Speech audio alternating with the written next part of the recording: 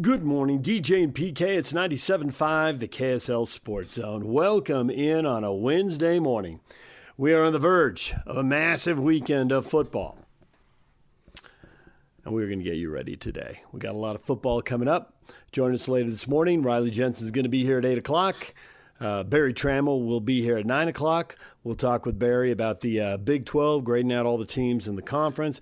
We'll talk with Riley Jensen about his Aggies. Really impressive comeback at Fresno State to win that game, get their first road win, get bowl eligible. Now, can they check another box by snapping a 9-game losing streak to Boise State? They lost 21 of 22 to the Broncos. It's been a major problem. Can they break through? We'll talk with him coming up. Of course, the big game this weekend for BYU is the last regular season game. Beat UCF and go to the Big 12 title game. It's a very simple recipe. Nothing else matters. UCF's 5-6.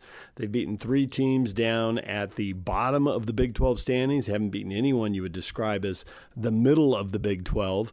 So, get the W, take care of business, and move on. Here is BYU offensive coordinator Aaron Roderick with the media in advance of that UCF game Saturday. Would you make LJ's just record-setting performance, just one of the best single individual rushing efforts in quite a while?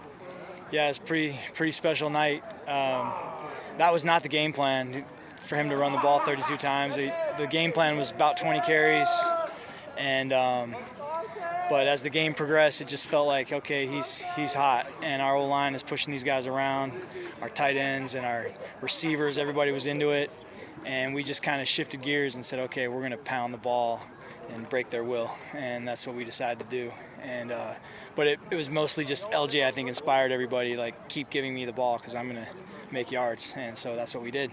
On that final TD run, was the thought get down and run up the clock, or were you okay just punching? Yeah, we didn't tell him to get down. I mean, technically, if you go by the analytics book, you probably should. But we were trying to calculate whether or not we could get in victory or not, and it was off by a few seconds. And as we were calculating that, we're snapping the ball, and we were going to tell the next play, like, hey, first down, get down. But that would have been the next play that would have happened. And so, he scored, and it was just a great effort by him, and I think it was a fitting way to end the game. Where does he stack up, just the running backs you've been able to coach here? It reminds, that game felt like Tyler Algier. Yeah, it did. Look at it. It did. I've been very reluctant to compare anybody to Tyler, but that was a night that I think you could say that was Tyler-esque for sure.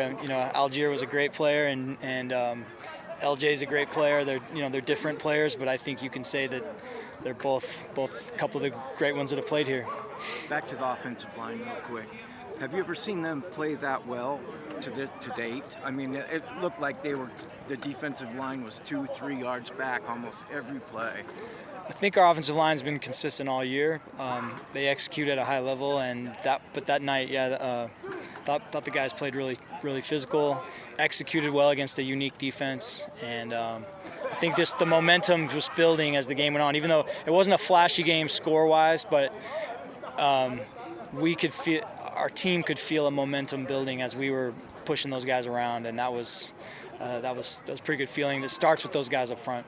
And when they do that, how does that affect your play calling? Well, like I said, that wasn't the plan to run the ball to give LJ 32 carries. It just turned into that type of game.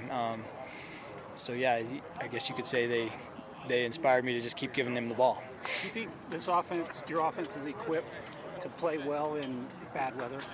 Yeah, I do. And in fact, that's one thing that we talk about a lot as an offense is that we want to be an offense that can win any type of game. And I keep saying that over and over. And there's been games this year where we've needed to throw for 300 yards to win. And there's been games this year like Arizona and Cincinnati where we just decide to be physical and run the ball. And most games we want to be balanced, just, a good mix of either. And I think our style of play works in cold weather and it works in whatever. We'll be ready to play. I guess we'll find out tomorrow night about Chase's condition, but do you want to give us a hint? We're trying to. I don't know if he's going to be ready or not. We're trying to get him ready, but he's definitely. I don't know what they listed him as, what the word was, questionable or doubtful or whatever. But I think there's still a chance, but I'm not. Not my decision. If he can't go, who do you think some of the guys are going to get those plays? Parker, LJ, Parker and JoJo, are the two main guys that kind of take up the slack there for his reps. And then, Tiger played a little more last game. You saw Reggie in there a little more last game. I'm probably forgetting somebody, but the guys will step up if he can't go. How important has Carson Ryan been to the run game? He's a very good blocker, good player, man. He's does everything well. He's a good receiver, good blocker, and huge part of our run game for sure. Kean needs a big part of our run game as well. He's been doing a good job, and our running backs. We were in a lot of two-back sets the other night where Enoch's blocking for LJ or vice versa. So yeah, it's an 11-man deal every play. That everyone on the field is a blocker. Still a lot left to be played for in the season, but just talk about how Parker's elevated his status. Looks like he's on track to be a future wide receiver one. Yeah, Parker's a really good player, and I am not surprised at all by the season he's having. That's what I expected him to do, and he's just basically proven me right. I mean, I didn't say it out loud to the world, but I've been saying it to him, that you're going to have this kind of year the whole offseason, and he's a really important part of our offense. It seemed to me that the wide receivers blocked real well. They did. Watching tape, is that what you saw? Yeah, they've and that's been a hallmark of our group forever since I've been here. Fessy gets those guys to block, and they've been blocking forever, back to the days of Neil Pa'u and Puka and those guys, and Dax Milne and all those guys were good blockers, and these guys still are today. And the other night, a couple of those big runs, our receivers are getting in there, hitting the safeties right when LJ is about to get to the next level, and those are a big part of the game. So you're a finalist for the Broyles Award for a coordinator of the year. Yeah, I just found out about that 5 minutes ago. Yeah, thanks. What does that mean to you? Is that something you even are aspire to, or just? Usually I think it's not something I aspire to. No, and I don't. I think sometimes those awards go to maybe offenses that are more flashy or whatever. And I'm just about winning games. I just win a game any way we got to win it, and I am honored to hear about that. But to me, it's more just a recognition that our offense is playing good football. It's a credit to our players and our other coaches who are doing what it takes to win. Then we've heard Kalani talk a lot about just winning, not worried about style points, and impressing the committee. Would you say that's pretty staff-wide? Is that? Yeah, I mean, it's not like we're not trying to have style points. It's just that that's not the number one thing. The number one thing is to win the game, and if we control our own destiny. If we win, then we'll be where we want to be, and that's all we're thinking about. On that note, how impressed have you been this year with the guys' just ability to stay focused on each and every week? Not that they weren't last year, but you guys have been doing what you need to do every week to be in a position to control your destiny.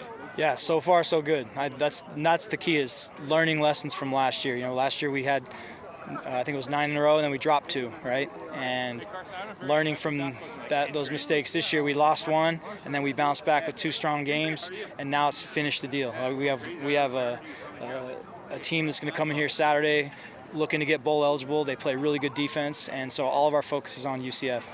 What would that mean for this group to finally clinch that Big 12 title berth you guys been working towards? Well, yeah, that'd be huge, but like I said, this game is what gets you there. You have to win this game, and and we respect this team a lot. They're playing. They played really well last Saturday, and they have a really good defense. There's BYU offensive coordinator Aaron Roderick. All right, we're going to take a break. When we come back, Frank Dolce joins us, and we will talk Ute football with him and his amazement over the K-State win, his expectation for the game Friday at Kansas. Frank is next. DJ PK and the former Ute quarterback Frank Dolce on the line. Frank, good morning. Hey, DJ. Are you okay? You okay? Are you okay? Are you recovered? Nope. No, I'm not. No way. Not. No. This is the one that goes down in the ages. In 10 years, we're going to be like, do you remember that night that afternoon when Utah decided not to put a run defense on the field? Do you remember that night? Dude. That's what's so crazy about this is that... Oh, so crazy. That we're not talking about another prolific offensive showing. that was a prolific offensive Yeah, but we're not talking about. We're talking about the incredible defensive lapses. It gets overshadowed because what do we think about Utah football? Stop when the you run. say Utah football, yeah, absolutely. That's exactly what you think. Stop the run. And in the past, when Utah's gotten in trouble, they haven't been able to do that. Several years ago, Utah went down to Arizona to play a game. Probably should have won, been in contention for that game. They gave up like 280, 300 yards rushing in that game, lost the game. It was a lefty quarterback. I can't remember his name, but all of a sudden he's running wild in that game. Utah just couldn't stop the run. That seems to be Utah's Achilles when they can't stop the run. They struggle.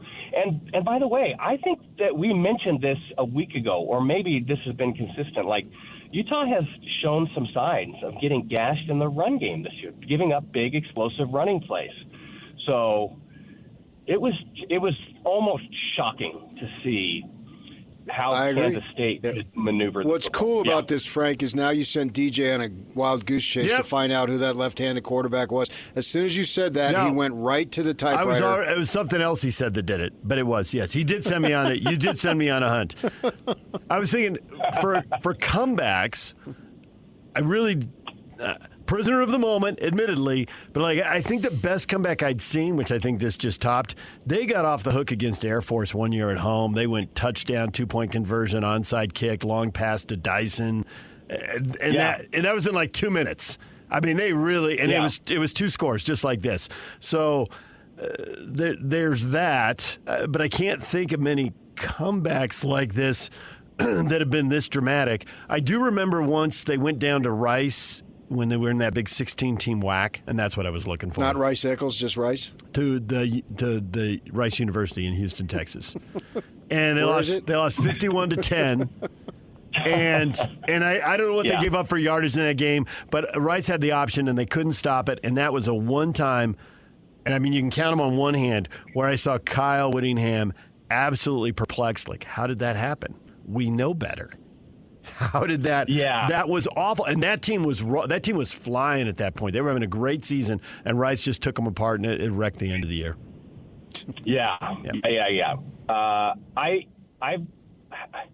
So the interesting thing about this game is, probably a couple things happened. One is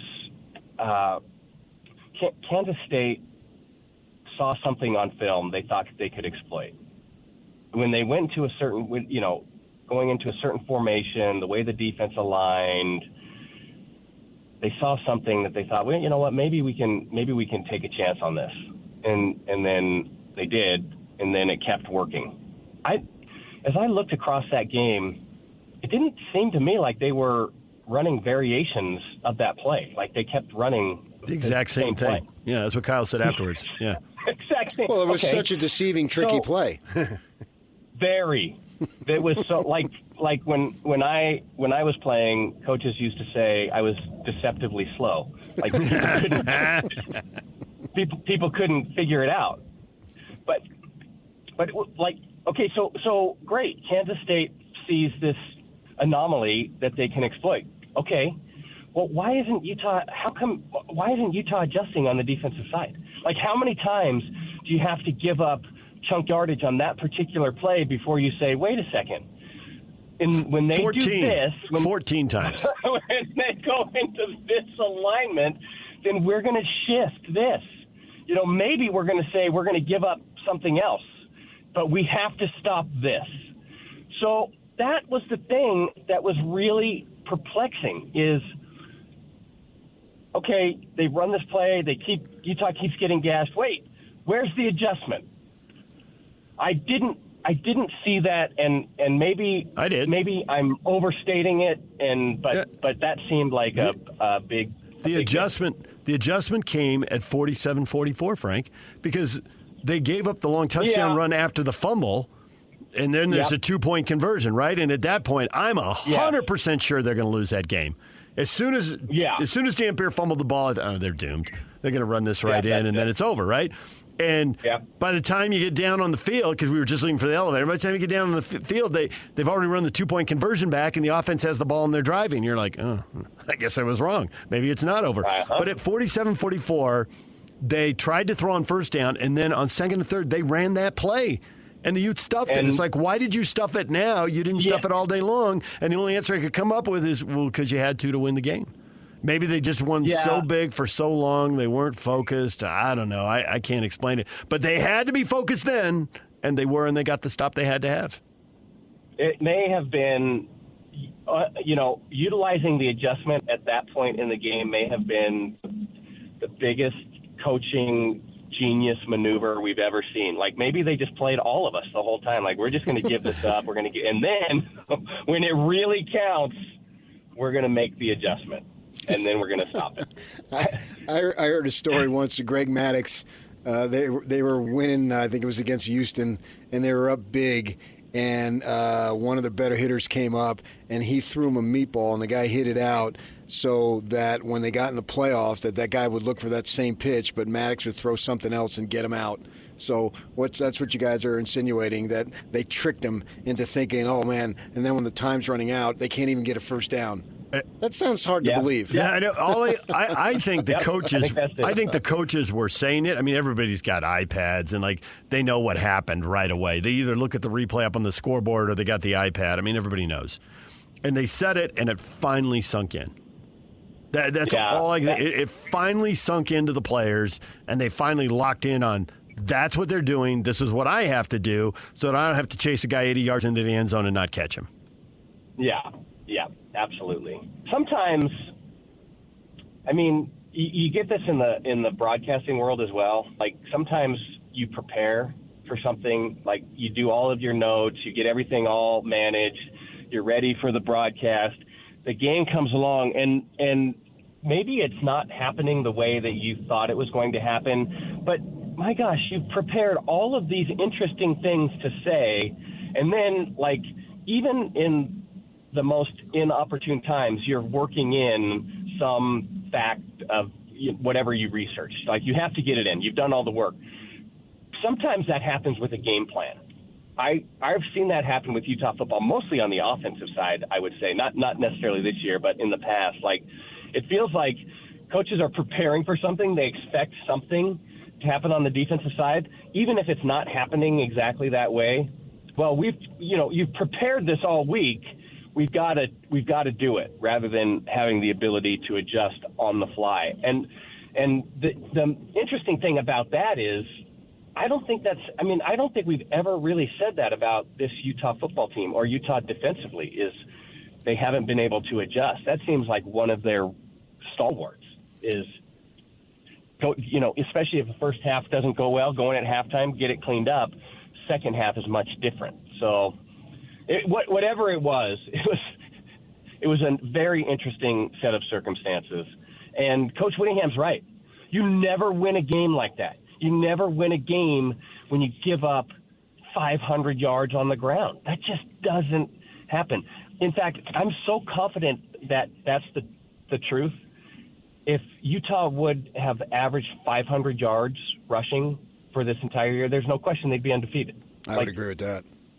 That's not even a thing. No. So the thing that we also have to talk about, PK, that you're talking about is this never say die attitude. I've been pretty critical, maybe not critical. I mean, I just feel like Dampier throwing the football downfield, that's not his strength. But if you take that piece and all of the other stuff that he does amazingly well, right, like on the sidelines, up and down, the game's not over, like the attitude of we're playing until the final whistle and getting everybody engaged on that, even after the fumble, like that's beyond leadership. And so whatever it is, I have to tip my cap to Dampier and his ability to keep that team focused. And the guy's an incredible leader. And Yeah, I'm happy for him. absolutely. It was his finest moment. And there had been, I even got, and my neighbor's probably listening, there's been this surge for Ficklin, and I'm on the field, and I get a text from him at the end of the game towards the end of the game when the media goes down, so we're ready for post game, and he said, "Why aren't they putting in Ficklin?" Well, I mean, you've got an experienced dude, and let him go. And there's been this surge for Ficklin almost to the point, well, he'll be the starter next year. It'll be the kid from L.A., Williams and the Huntley thing all over again. And I think Devin Dampier silenced those people who don't believe in him because he was super dynamic. Yeah, he struggled completing passes he should be able to complete in the first half. That's a fact. But he came back in the second half and he completed passes that he's capable of completing, plus his ability, the dynamic ability that he has in the run game, and that was his finest moment, and that's why he's a starting quarterback for a team that's going to win 10 games. I realize he sat out one game, but still, he's basically the quarterback for a team that's going to be nationally ranked at the end of the season and is going to probably end up with 11 wins. Well, I mean, I don't disagree with that. I feel like Ficklin still has the higher ceiling. I don't think there's any question about that. But if you're talking intangibles, Bert Ficklin would do well to spend a lot of time in the head of Devin Dampier and understanding how that machine works. Because even with all of the talent and high ceiling and athletic ability, if Ficklin can learn the leadership mentality that Devin Dampier has, oh man, he has a chance of being really, really good. So congratulations to Devin Dampier and just that mindset and willing his team to win when it looked like at several times it looked like the game was over. There was a throw he made, which I thought was better than he could make. I really think that he's really good inside of 15 yards between the numbers. Mm-hmm. He's accurate. He zips the ball in there. And that really means, and you know this, because you're dropping back, right? So you're 5 yards behind the line of scrimmage when you let it go, and there's a little bit of a diagonal to that, so it's going a little more. So the ball's in the air maybe 25 yards tops. The 20-yard touchdown pass, Frank, and maybe I'm making too big a deal of this, but he's 5 yards behind the line of scrimmage. It's all the way to the sideline. It's 5 yards deep in the end zone, and he threw it with zip, and it was on the outside shoulder. Simmons had to spin around to catch it, as he should. That's right where it should have been, to throw it away from the defender. Yes. That touchdown pass made it 47-44. I think that ball was in the air at least 30 yards, probably closer to 35 yards. Probably some mathematician could tell me. I didn't think he could throw a ball that far, that accurate, that hard.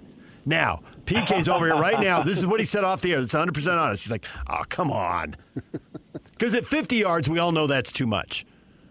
Yeah. Did that throw surprise you in the moment, or did you think nothing of it and that he could throw that throw? Well, I would say that throw is more aligned with what Dampier can do in the passing game. And, I mean, it's not like he doesn't have ability. That throw demonstrates it. He does struggle throwing the ball downfield. And there's quarterbacks who have those two different pieces. Like there's guys that struggle throwing the ball underneath or struggle throwing that 10, 12-yard out. But all of a sudden you throw the ball downfield and it's this beautiful high arcing spiral right on the outside shoulder. I mean, everything looks magical. So I think it's just that's the portion of the throw game where Dampier excels, and especially if he gets all of the stuff right. Sometimes he doesn't, like mechanically, it's not perfectly sound, and so that leads to some distress. But when he gets everything right, he has the ability to throw the ball really well, and that was an example of it. Right. It's just that he's not going to go 32 for 40 for 420 yards. No, I mean, I kept trying to will him into that. Like, come on, Dampierre's got to complete 65% of his passes, and they have, I keep trying to will him into it. It's just not his game. Right. And Even when it was going poorly in the first half, some of that was on him, but some of it was on his receivers. There's one play in particular. Sure. It was zone, and the guy thought it was man, and he kept running. Yeah. And so the ball was behind him. And you could even cut to him, and he's like, dude, that's the zone. You got to stop right there. If you keep running and I throw it, I'm going to get you blown up. So stop. Yeah. But it made it look like it was a bad throw, and really it was a bad read by the receiver. Yeah. There's a statistic in football. 97% of the time when it looks like a bad throw, it's actually the receiver's fault. Said the quarterback. I read that stat. You read that too? I looked in the bibliography and I saw your name. And 84% of all. Yeah, you can footnote me on that. Footnote Frank Dolce. Yeah. So now if they learn their lesson and they won't be fat and happy and the run defense will look like the run defense we expected and the Utes will go out and handle Kansas Friday. Well, I hope they're dialed in after that performance. That's embarrassing. Like, if I'm Utah defensively, that's an embarrassing effort.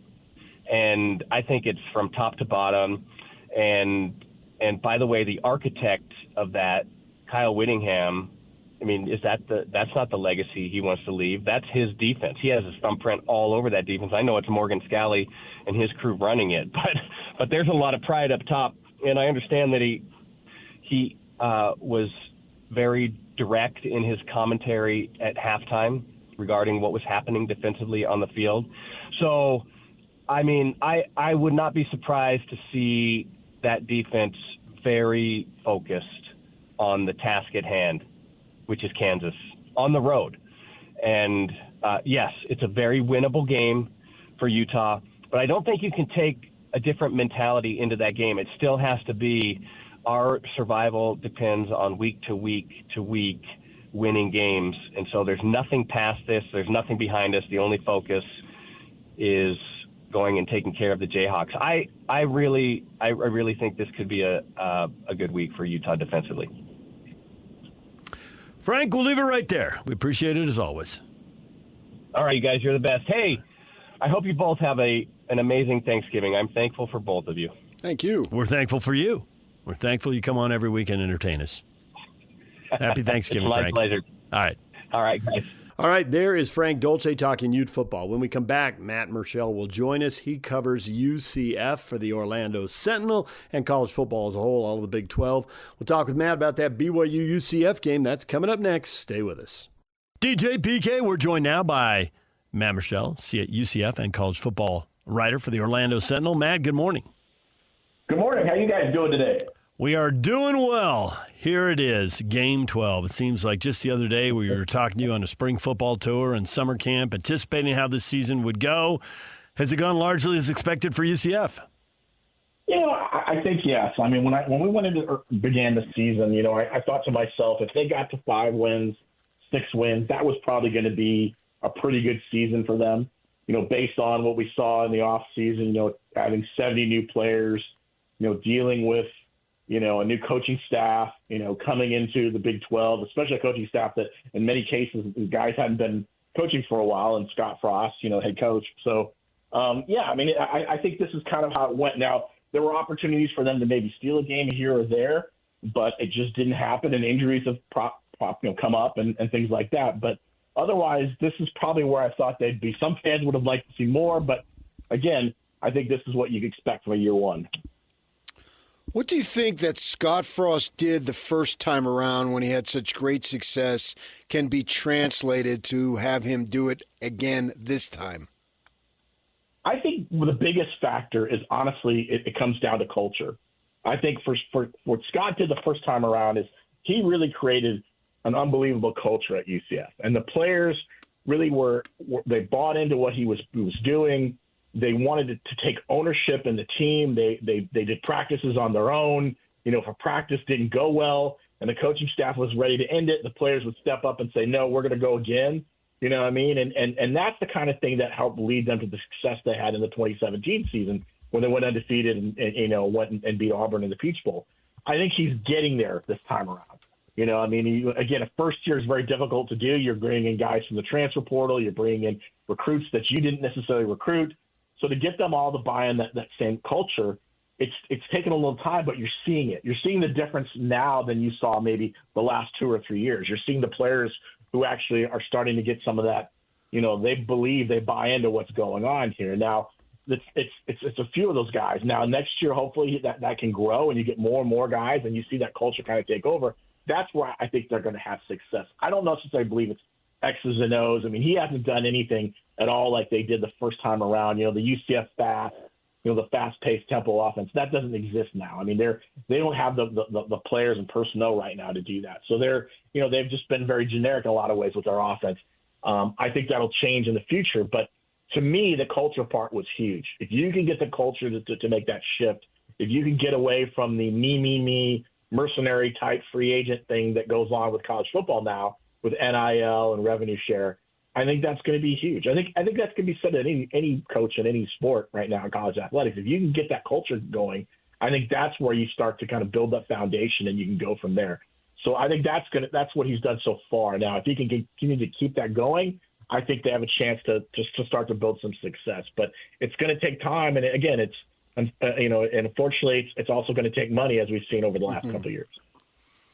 So there's a ton of talent in Florida. We all know that, but the whole country knows that, and the whole country recruits there, so there's a ton of competition. But the rules have changed since Scott Frost was there.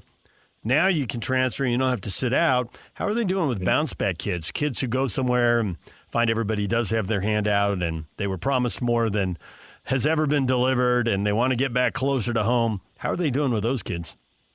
That's really where I think they're hitting on, and that's kind of their message to a lot of these guys is, okay, we may not get them the first time around. We may not get these guys out of high school, but we kind of are still there in their ear letting them know, like, hey, man, we're here. So when these guys go elsewhere, and like you just mentioned, you know, maybe they're not having the success they're having, or maybe they don't like their NIL deal, or maybe they don't think that things are going well, then UCF can come back and grab some of those guys. You've seen some of that. They brought in a lot of Florida guys who have had some success.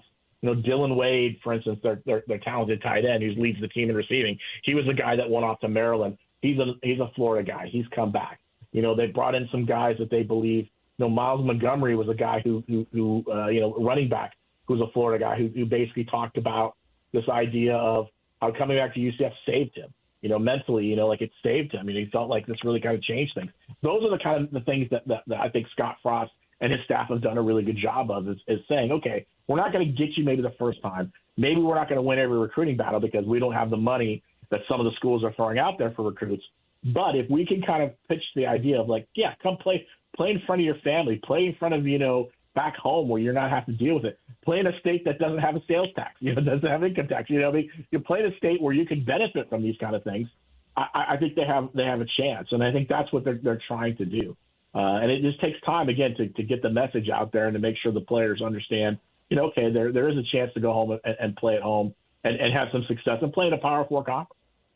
You think they can run the ball with any level of success against BYU? I'm not sure. I mean, you know, Miles Montgomery, their starting running back, has been banged up. You know, he played a little bit last week. I think he led the team with about 60 yards. He's getting better. He was banged up. Jaden Nixon's done a good job.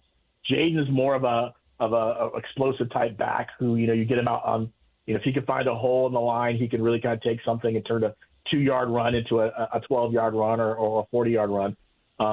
I think their offensive line has to play better, and their offensive line is banged up. I mean, this is. I don't know about BYU. I haven't gone that deep, but I mean, this is as beat up of an injured of a team as I've covered at UCF. I mean, they're down to 2 quarterbacks. You know, their offensive line is missing 2 starters. They've had multiple injuries, guys gone on the defensive side. They're just trying to fill holes. So I think they'll try to run the ball. Obviously, they'll try to mix it up a little bit. They need to because Taven Jackson really can't just sit in the pocket and throw the ball 40 times. That's not his game, and it's not what UCF wants to do. And I think if they get to that point and they become one-dimensional, I think it's going to be a long day for them. Jackson has 8 touchdowns and 8 picks. I see 5 different quarterbacks on the stat sheet. 4 of them have thrown interceptions. They have more interceptions than touchdown passes as a team. So if we're looking for problems, is that problem number 1 after, I guess, the O-line injuries? Yeah, I think the quarterback situation didn't go anywhere near what they would like to. I mean, this has been it's not just a Scott Frost problem, by the way. This is something UCF has struggled with over the last couple of years. They've had issues at quarterback. Last year, they used 4 different starters. They had 4 different guys start games last year, and those weren't due to injuries. Those were just coaches deciding, Gus Malzahn deciding to change a quarterback because he was trying to create a spark. This year, it's been all injuries. I mean, they started Cam Fancher. He lasted all of 1 quarter, got hurt. Taven Jackson came in, led him to a win. Taven started a couple games, then he got hurt. Cam came back. Their backup, Ja'Cory Brown, came in. He got banged up and has a strained AC joint issue.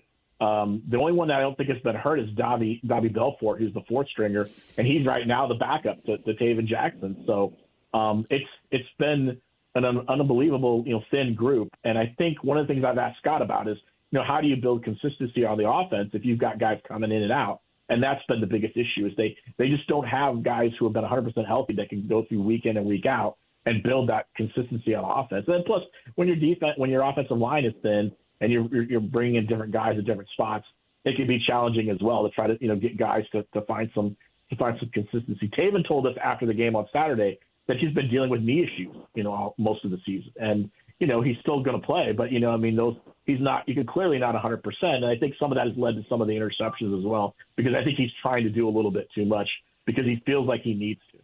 They had lost 6 out of 7 going into Oklahoma State, and thank goodness for Oklahoma State if you're playing them, because everybody gets better when you play them, because they're just shockingly how good they were and how bad they are now. So they get that win barely, but they get it. Did that give them any form of momentum to provide incentive to let's get to 6 and get bowl eligible? Yeah, I think they still feel like there's an opportunity here. Again, it's it's going to be a huge challenge. But there's no one we've spoken with so far this week that has given us any. You get the impression that they're just mailing it in. This last week, I think they feel like they'd like to have an opportunity to play one more. To get a win and play in a bowl game. Getting to a bowl game would be huge for this program, just because of the fact. Not a lot of people thought they would be that spot. It also has a financial implication. Scott Frost, if they get to a bowl game in his first year, he gets an additional year to his contract, and it's a $5 million year. So there's a financial benefit if Scott gets his team to a bowl game. The challenge really for UCF, in my mind, and I've written a little bit about it, is that they've been putrid on the road. They've lost 8 straight games. They've looked it's almost like a different team when they get on the road. They haven't figured out a way to win on the road. They haven't won since last season. I think in early September, they beat TCU by 1 point, in Dallas. And they've struggled on the road, especially the last couple of games. They got blown out by Texas Tech, but who hasn't been almost? And then, they really had a chance. They thought they got a chance at Baylor, and they were embarrassed at Baylor, 30-3. So, that's the issue is, can they go on the road? Can they find a way to win? We've asked them, the coaching staff and the players, what can you do differently? They just talk about, trying to fix things in practice, trying to get more energy. I think for them, if they can come out and try to get try to get things going faster and maybe try to take advantage of some things, I think it'll help them. But they got to figure out a way to win on the road, especially in the Big 12, because that's something that's the only way you're going to find a way to be competitive is if you have to win away from your home. 0-4 on the road this year. The one time the final score anyway looked decent was at Cincinnati. It was 20-11. Yeah. So at least that's somewhat representative. So when they play well on the road, what do they do? What is this potential strength or strengths that they can lean into? Because they're huge underdogs, obviously, at BYU. Well, I think on the road for them, when they look good, is they got to get out strong. They've got to come out and put some points on the board early. I think part of the problem is they find themselves down early. Against Texas Tech scored with about a little over a minute to start the game, and all of a sudden they're down 7-0, and that's just not how you want to come out when you're on the road. And so I think for UCF, they got to find a way to score early, try to get themselves a little bit of momentum. I think defensively they've got to find a way to create turnovers. If they can create some turnovers on the road, I think they have an opportunity, and they haven't been able to do that as much when they've been out there. And some of that is because they've been banged up on the defensive front. They need to get some pressure on quarterbacks. The defense, by the way, has been their MVP this year. There's no question about it. the defense has kept them in a lot of games and has really kind of helped them out. So defensively, they got to find a way to be disruptive, and they got to create turnovers. And I think if you can do that, and then offensively, if you can kind of grind out some, 8, 9, 10 play drives where it takes 3, 4, 5 minutes, I think you have an opportunity to do some of those things. And you got to take care of the football. I mean, Taven Jackson has thrown at least one interception in the last 4 or 5 games. And that's something that isn't going to help you at all. You got to find a way to not create turnovers. You got to run the football. You got to mix things up. And, so that's where I think if they're going to have any chance to win on the road, they're going to have to find a way to get out there early, maybe to take the crowd out of it a little, and not to get sucked into, some of these venues. I think that's part of it is, for some of these guys, they've never played in these kind of venues. They've never played in Waco. They never played at, in a venue like Texas Tech. They've never played anywhere near the size of maybe a LaVell Edwards Stadium. So, that's where they kind of get caught up a little bit. So you got to get them out of that mindset early.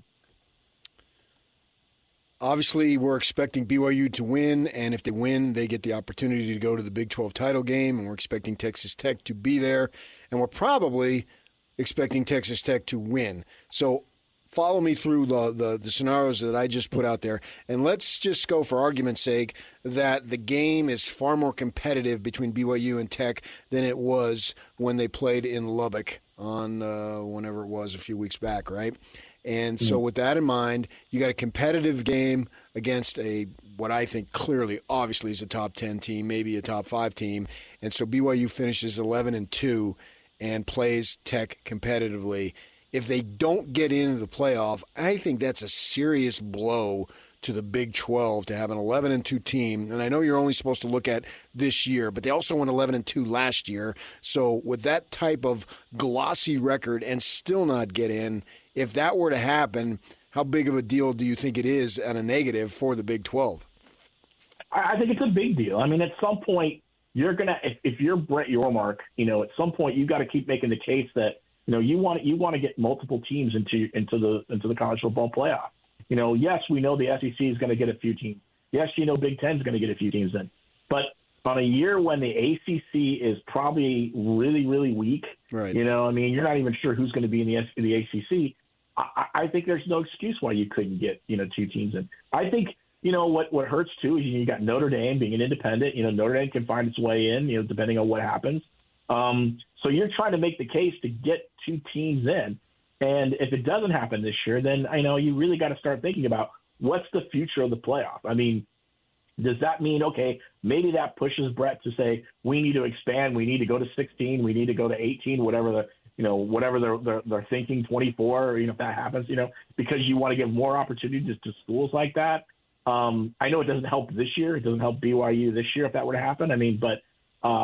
That's something as a commissioner you have to be talking about, because you want to get as many teams as you can in there, because that's just going to showcase the strength of your conference. And Brett has said it the last 2 years that this conference is a conference of parity. But at some point, you're going to need, you don't want just one team. You got to get 2 or 3 in there. You got to start building that, making that case that you've got 2 or 3 really good teams playing, and you want to be able to get them into the playoff situation and see what they can do. And if that doesn't happen, then you really got to take that serious look at what's the future for. What can you do to make this work? Because, it's frustrating. It's frustrating if that happens and BYU doesn't get in. That's frustrating to do 2 years and have that happen. 11 wins and not find yourself in that playoff mix. So I think that's the question that's got to come from this. Now, if BYU gets in, let's say they lose to Tech and they still get in, then, I think they'll still talk about how they can expand the playoff, but I think it's not necessarily as a big of a push. But I definitely know Brett is watching this pretty closely to see what happens, because he wants to see where this is all going to end up and do what's best for his conference. With that in mind, should he pivot then? Because I get why he said, hey, it should be earned on the field, but should he just take the 2 automatic qualifiers? Because they're not going to let you earn it on the field. If BYU loses a conference title game and they're 22-4, and 3 of the 4 losses are to conference championship teams in 2 years, and they still can't get in as an large, I think the message to the Big 12 is pretty clear. Yeah, and I think that's something that that Brett's going to have to think about, really hard. And I believe me, I'm sure the BYU representation is going to be in his ear about it. I'm sure there's some other schools that are going to be talking to him about it, saying, listen, if we can't get this in, we need to think about, we need to pivot and think about what our philosophy is, because you want to try to get as many teams in, and it's frustrating for schools to put the investment in. And this is now where the college football has changed, because it's an investment now financially. You're putting a lot of money into a program, into a team, and if you're not getting to the goal of the college football playoff, is that, is this how it's supposed to be? We got to figure this out, because why are we making this big investment if it's not going to turn out that we can only get one or two teams in? And I think that's where Brett's got to sit down and have a hard conversation, because it's easy to say that hypothetically when you're just talking about, okay, yeah, we can get, we'll take this team or that team. But when you start seeing it happen year in and year out, that's when it becomes the challenge. And that's where your members say, listen, it's great and all, but we need to get results here. And that could be where we could see some change. I mean, listen, they're not going to change. They announced yesterday that, they're going to push back the discussion for the possible deadline for the, to put forth a plan for the future of the college football playoff till January 23rd. Well, that's just convenient, because that opens the door for them to see what happens. If BYU doesn't get in this scenario, that all of a sudden changes the philosophy. You get a chance to see that in person. And I think that would be something that would definitely make them say, we've got to make a change. The problem they're going to have is we've been talking about changing the playoff for what is almost a year now, over a year now. They haven't come anywhere close to doing it. And I don't believe they're going to. I still think it's going to be a 12-team playoff next year. And I think it's until they can come up with a reasonable plan, I just don't think it changes. You can't get these people to agree on anything. So, I mean, Brett may change his mind and say, let's go more, but he's got to convince other people to do the same thing. So that's going to be the challenge moving forward with this plan and how they do it with the playoff. Matt, we appreciate the time. Thanks for joining us. Good to talk football with you. Thanks for coming on the air. All right. Thanks a lot, guys. Take care. There's Matt Murschel from the Orlando Sentinel covering UCF. When we come back, what is trending? The headlines are coming up next. It's time to get your morning started with the news you need to know. News update. This is what's trending with DJ and PK. Hashtag college football.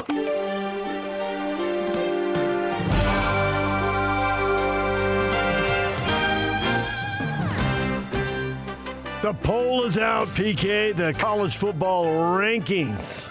And look at BYU, holding steady at number 11, Utah down one spot at 13. But Oregon moves up to number 6 over Ole Miss. I want to swear.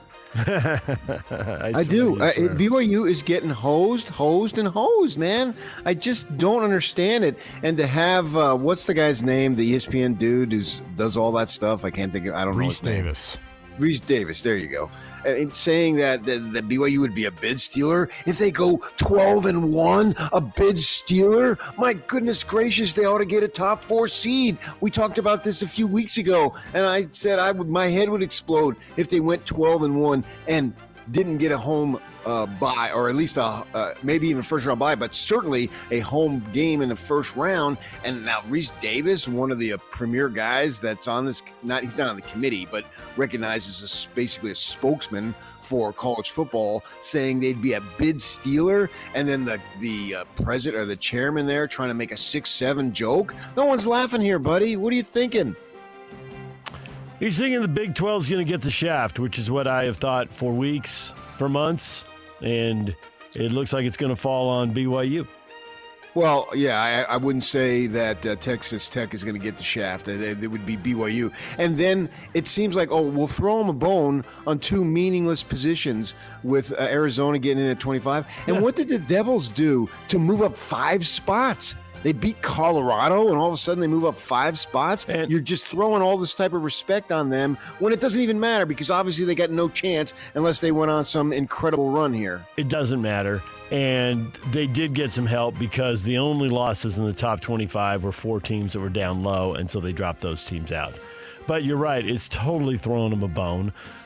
They want 1 Big 12 team in. They don't want 2 Big 12 teams in. They got to let 1 in, so they put 1 in. It's an SEC world and a Big Ten world. Why would this committee have that bias? Why? It's not like they're all full from there. Everyone is not connected to that. I can get the TV networks because the numbers in terms of viewerships bear that out. But these men and women on this committee, most of them don't have an allegiance to the Big Ten or the SEC. So that doesn't make any sense to me. I cannot fully explain their motivation, but I read one of the stories, and it was a national story. It didn't come from anybody associated with the state of Utah or with the school. And it was a blind analysis of two teams. You know, they do the Team A, Team B, and best wins, worst losses, what's your record versus bowl teams, what's your record versus ranked teams. And the two teams, there was basically no difference between them. And the differences were minuscule. And it was Oregon and BYU. And a Big Ten team is in and a Big 12 team is out. I can't tell you everybody's why. I can't tell you everybody's motivation. But, PK, you know I thought this was going to happen when the season started. I just couldn't tell you which team it was going to happen to, but it was going to happen to the Big 12. And now it looks like it's going to happen to BYU. I understand all that, but you still want to know why, and I want to know why, too. And you know, maybe we can get Mark Harlan on the air. Maybe we can't. Sometimes we can get him on the air. Sometimes we can't. We could ask him when it's all over. I don't know what he'll say. It'd be interesting because he gets to be in the room. For most of it, I won't ask him because if it happens and if BYU doesn't get in, I quit. Yeah, I mean, which people say what in a room that carries the day? Yeah, I don't know. But I hate that room. I mean, the committee room. I want to talk about the quarterback room, the tight end room, not the committee room. Well, we're waiting to see if a team that can get in the playoff is going to lose its coach to another school. And the answer is yes. Now, if Lane Kiffin does it, the answer might be yes twice. But North Texas, in the hunt for a G5 bid, the coach, Eric Morris, is going to Oklahoma State as the new head coach. The 40-year-old discovered and developed quarterbacks like Baker Mayfield, Cam Ward, John Mateer. So he's got them on his resume. Now he has the Oklahoma State job. Good for him. Jim Moore going to Colorado State. I saw that this morning. Yes. Yeah, that broke last night. Back-to-back 9-win seasons. And so Colorado State hasn't won 9 games in a year since 2007. So he is off to, well, by the time they play their first game under him, they'll be a Pac-12 school because CSU's making the move with Utah State and a few other schools and joining Oregon State and Washington State. USC coach Lincoln Riley told reporters he is 100% staying with the Trojans. He's happy in L.A. So all the Lincoln Riley rumors can slow down for another year. Was he going to go into selling insurance? I mean, what was he going to do? Take one of the many jobs that is open because it's not going great at USC, I guess, was the theory. So call Larry the Laker. He's the guy with all the deep insight. Larry the Laker in here. What job was he going to be linked to? Linked. I get it. Yak. Colorado's going to sit freshman quarterback Julian Lewis this weekend, preserve his red shirt. You got that 4-game rule out there. Caden Salter will get the start for Colorado.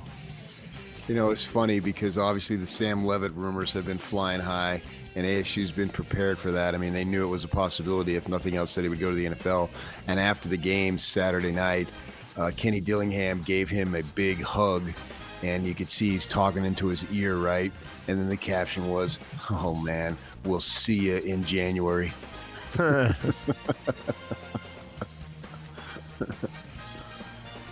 DJ and PK. Hashtag NFL. Cincinnati Bengals quarterback Joe Burrow says he has no plans to sit out if he's cleared and able to play, despite the fact the team is 3-8. He's missed the last 9 games with a grade 3 turf toe injury. So he doesn't care about. That makes sense. He doesn't care about staying healthy, draft position. They're paying him to play. He's gonna go play. Well, I mean, he's a football player. Yep. He already missed a season a couple years back, didn't he? Did. He wants to play football. He had an ACL and was out a year. Yeah. Yeah, I get it. The Bills added some depth to the receiver corps with the signing of free agent Brandon Cooks, who was released by the Saints. Dalton Kincaid leads Buffalo in touchdown receptions.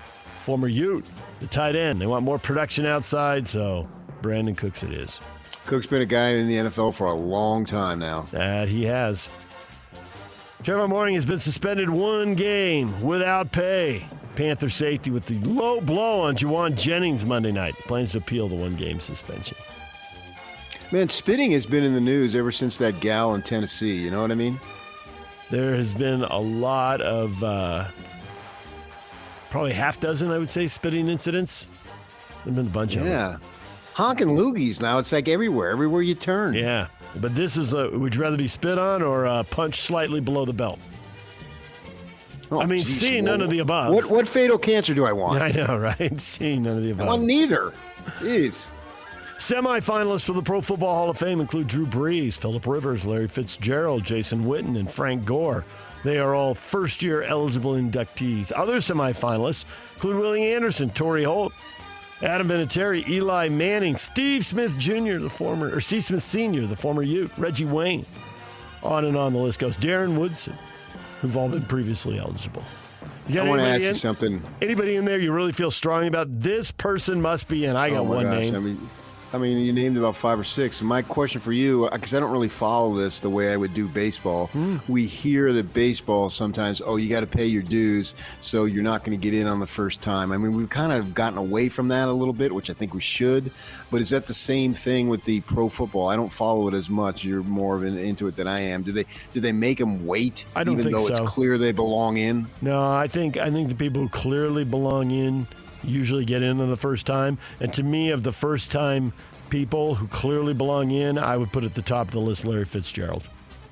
To me, that's a no-brainer. That's a guy who's like, don't mess around. Just put him in on the first ballot. This is I would think Witten would get in. Right. Eli Manning would get in. I mean, Drew Brees. Did you name Drew Brees? So Drew Brees is eligible for the first time. Eli Manning has been eligible for and not gotten in.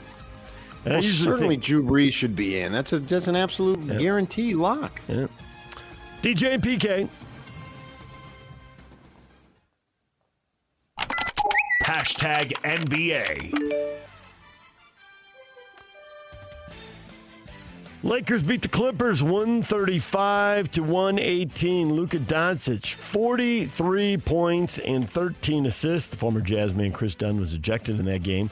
Luka went off 24 points in the first quarter, PK. He made a statement. I watched the first quarter, right? I was watching college hoop, flicking around, and that game was on. The other game was a slaughter, so I didn't watch that. But the later game with the Lakers and the Clippers, obviously I have an interest in the West Coast. And I just keep thinking, coming back to, I just want to swear, not in a good way, a bad way, that the Lakers got Doncic. This guy, I don't even think he's reached his peak yet, right? If you go by age, you could argue he hasn't. 100%. So you basically just gifted the Lakers a true bona fide superstar, which are so difficult to get, and they were able to get one for Anthony Davis and somebody else maybe? I don't even remember who. My For goodness. a cow and 3 magic beans, it was a gift. And that's why the GM has been fired, and the rest of us just get to gnash our teeth because now the Lakers are at minimum relevant, and depending on who they put around him, they could pile up some more championships. I mean, they haven't done it in about a decade, but the way they were going, they were basically going to the NBA Finals every other year for the first 60 years of their existence. Now, they've fallen off that pace.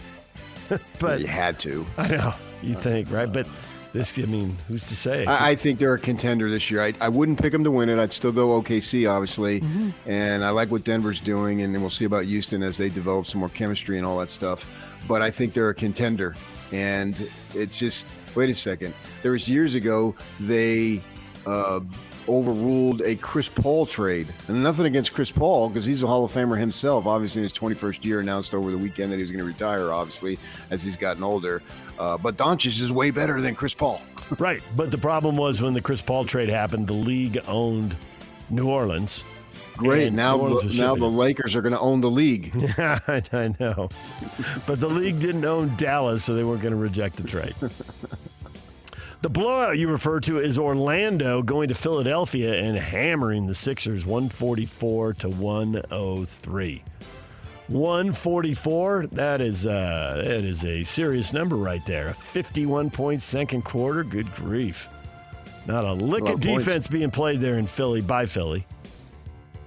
And for Philly. Nothing but Philly. Oh, yeah. That is just a beating. 51 points in a quarter. The legendary Anthony Black came off the bench and scored 31 points. Yeah, he was the guy the Jazz were considering a couple years back. 21-year-old out of Arkansas. There you go. Yeah, right. Well, he's on his way. Good game. And Orlando adds another piece, and eventually all those high draft picks have to pay off for Orlando, right? I mean, I know they got to be healthy. I think when they're healthy, they're good. Yeah. The Wizards got win number 2 down there at the bottom of the league. They beat Atlanta 132-113. I looked at that box score. Yeah, 10 of 13 from 3. They shot 50% from 3, and I'm wondering if there's a stat out there in today's game when it's not like 4 for 8. If you shoot 50% from 3, what are your chances of winning the game? Because, as I say, back then, 15, 20 years ago, they maybe took 10 threes tops, which not necessarily is a game decider. But now with the number of threes approaching 40, if you shoot 50%, I wonder what your percentage of chances of winning. It's got to be really high. You would think, right? That is just such an advantage. There's so many points. Right. All right, DJ and PK, it's 97.5, the KSL Sports Zone. Hashtag college basketball. The Utes lose to Grand Canyon 68-58 in Palm Springs. Utes dropped to 5-2 on the season as they've now lost to a Big West and a Mountain West team, PK. I think we knew the Big 12 was going to be hard for the Utes. Now we're pretty sure of it, aren't we? Oh, yeah. I don't think this result changed much. Maybe it just added some more evidence. But, obviously Alex is going to need time. He's going to need money. He needs to start banging the drum for the fan support in the way that Dillingham did when he got the ASU job. And those three, I think you need those three things, obviously. You need talent, you need money, and you need the support. Kids want to play in front of people who come out to cheer them, obviously. I mean, that is not breaking news here, and that's going to take a bit. UVU blows out South Dakota State 75-52 in Cancun. Portland State over Utah Tech 68-63. UVU's back. Throw one of the. Go ahead. That Cal beat the UC Los Angeles Bruins. Did. And, that's Mark Madsen, and we all like him, known him for a long time. And there's nothing better than a press conference with Mick Cronin as the losing coach. He gets pretty feisty, cranky. Yeah. Cal, that wasn't a fluke. I dropped in on that game for a while, and Cal had an 8 or 10 point lead, and I went off and watched something else like you. I flicked over to the Laker Clipper game, and I went back to it, and Cal was still up by 8. It was like Cal was right there. It was control of the game. Yeah. UVU takes on Stanford 4 o'clock today. Utah will play Ole Miss at 10 o'clock tonight. BYU's back in action tomorrow. They play Miami 3 o'clock. That game's on ESPN from Orlando, Florida. DJ and PK. Hashtag Major League Baseball. The hot stove. Need a little baseball news here as the temperatures plunge and the holidays approach. Yes. St. Louis Cardinals trading veteran right-handed pitcher Sonny Gray to the Boston Red Sox in exchange for 2 pitching prospects. And St. Louis sends Boston $20 million to cover the salary. Gray had a no-trade clause, but waived it to facilitate the move after going 14-8 last season. Yeah, the Cardinals look like they're in a rebuild, and Sox, they can contend for the World Series, but you never know. They can contend for a playoff spot. Pirates ace Paul Skeens gets a record $3.4 million from the pre-arbitration bonus pool, raising his 2-year pay total to $5.58 million. He was slated to make $875 this season after making a little more than $500,000 last year. Yeah, and in a related news, that's why you had the Steinbrenner son saying that the Yankees want to reduce payroll so they can afford to pay him when he becomes available. And there it is. Connect the dots. DJ and PK. Hashtag NHL. The Utah Mammoth are back in action tonight. They host the Montreal Canadiens. Let it roll off the tongue, PK, one of the original 6, a legendary franchise. Currently sitting in 5th place over in the Atlantic Division in the East. Utah sitting in 4th place in the West. They're off to very similar starts. Should be a good game tonight. Yeah, when Gordon told me don't let him break down the Atlantic Division, I had never had any idea that it would actually be the NHL. You've used that joke before. You're recycling your humor here. That's just amazing to me. And I didn't break it down. I know you didn't. But it is amazing to me that the point I'm making, and it's not that, the point I'm making is the Montreal Canadiens are coming to Utah. Are playing the Salt Lake City NHL team. That's the amazing part. That's where I'm going with that. That is completely amazing. Nothing says welcome to the big time. And you are in the big time, and you have arrived as the Montreal Canadiens. Right. So when, and I think it's when, not if, I think you do too, when the MLB comes here, well, it'll be like, wow, this is incredible. But it's to the point where the community and the Millers of the Bayam and all, they earn the right to get that. The hockey, it's like Kyle Whittingham said last week, here today, gone tomorrow. Well, it wasn't here today, but it is here tomorrow. I mean, that thing happens so quick, right? Whereas the baseball, they broke dirt, 2 years ago? And we're still several years away. So it's like the anticipation will build. Hockey just, in a sense, snuck up upon us, and here we are. Yeah, hockey is more surprise. Yeah. Meanwhile, the baseball you can see coming over the horizon. Yeah, for a long time. Come on, son. Come on up. Yep. What is Trending is brought to you by Shamrock Plumbing. There's no job too big or too small. Get the personal touch with Shamrock Plumbing. Riley Jensen's going to be here to talk football at 8 o'clock. Barry Tramel, sports columnist, Tulsa World, here at 9 o'clock. It's also a Win Tickets Wednesday. We got tickets to give away to Nate Bargatze's Big Dumb Eyes World Tour at the Delta Center, and we will give those tickets away coming up in the 8 o'clock hour. DJ and PK, it's 97.5, the KSL Sports Zone. It's game week for the Cougars, and the KSL Sports Zone is getting you ready for kickoff. The Cougars look to punch their ticket to the Big 12 title game as they wrap up the regular season at home against UCF. Listen all week long for the best coverage of Cougar football and your chance to win tickets to the game. Then catch College Football Saturday with a post-game show immediately following the game on KSLSports.com. Your home for the best coverage of BYU football is live on air, online, and on the KSL Sports app. This is 97.5, the KSL Sports Zone. DJ PK, it is time for Hot Takes or Toast, and the reaction is flowing in. Topic of the morning, the playoff committee keeps BYU at number 11, drops Utah one spot to 13. Cougars listed as the first team out. Utah's the second team out. Tulane is the G5 team in. Fair or foul? Michael says the irony of Jake Retzlaff making it in the tournament over BYU is palpable. It's a lot of Retzlaff. Shiloh, Retzlaff with the last laugh. Ugh. Yeah, they're not in yet, but that would be something. I get that. The ironic nature of it. Now, that's the system. I like the rewarding the little guy, but at the same time, if it's at the expense of BYU, I got to admit, I go big time snobbery. It kind of reminds me of when the Ute fans got into the Power Five at the time. Then they sort of thumbed their nose at the Mountain West, when for years we deserve an opportunity, Yeah. And then when it happened where they did get the opportunity, well, the Mountain West doesn't deserve an opportunity. So I'm sort of like that with the G5. If it came at the expense of Miami, no problem. Yeah, put the little guy in. But if it comes at the expense of BYU, that is just not fun, and it's not right. And that's exactly I want them to have an opportunity, but not at the expense of BYU. But that's exactly what Alabama's saying. We played such a more difficult schedule. We had to play 4 ranked teams in a row.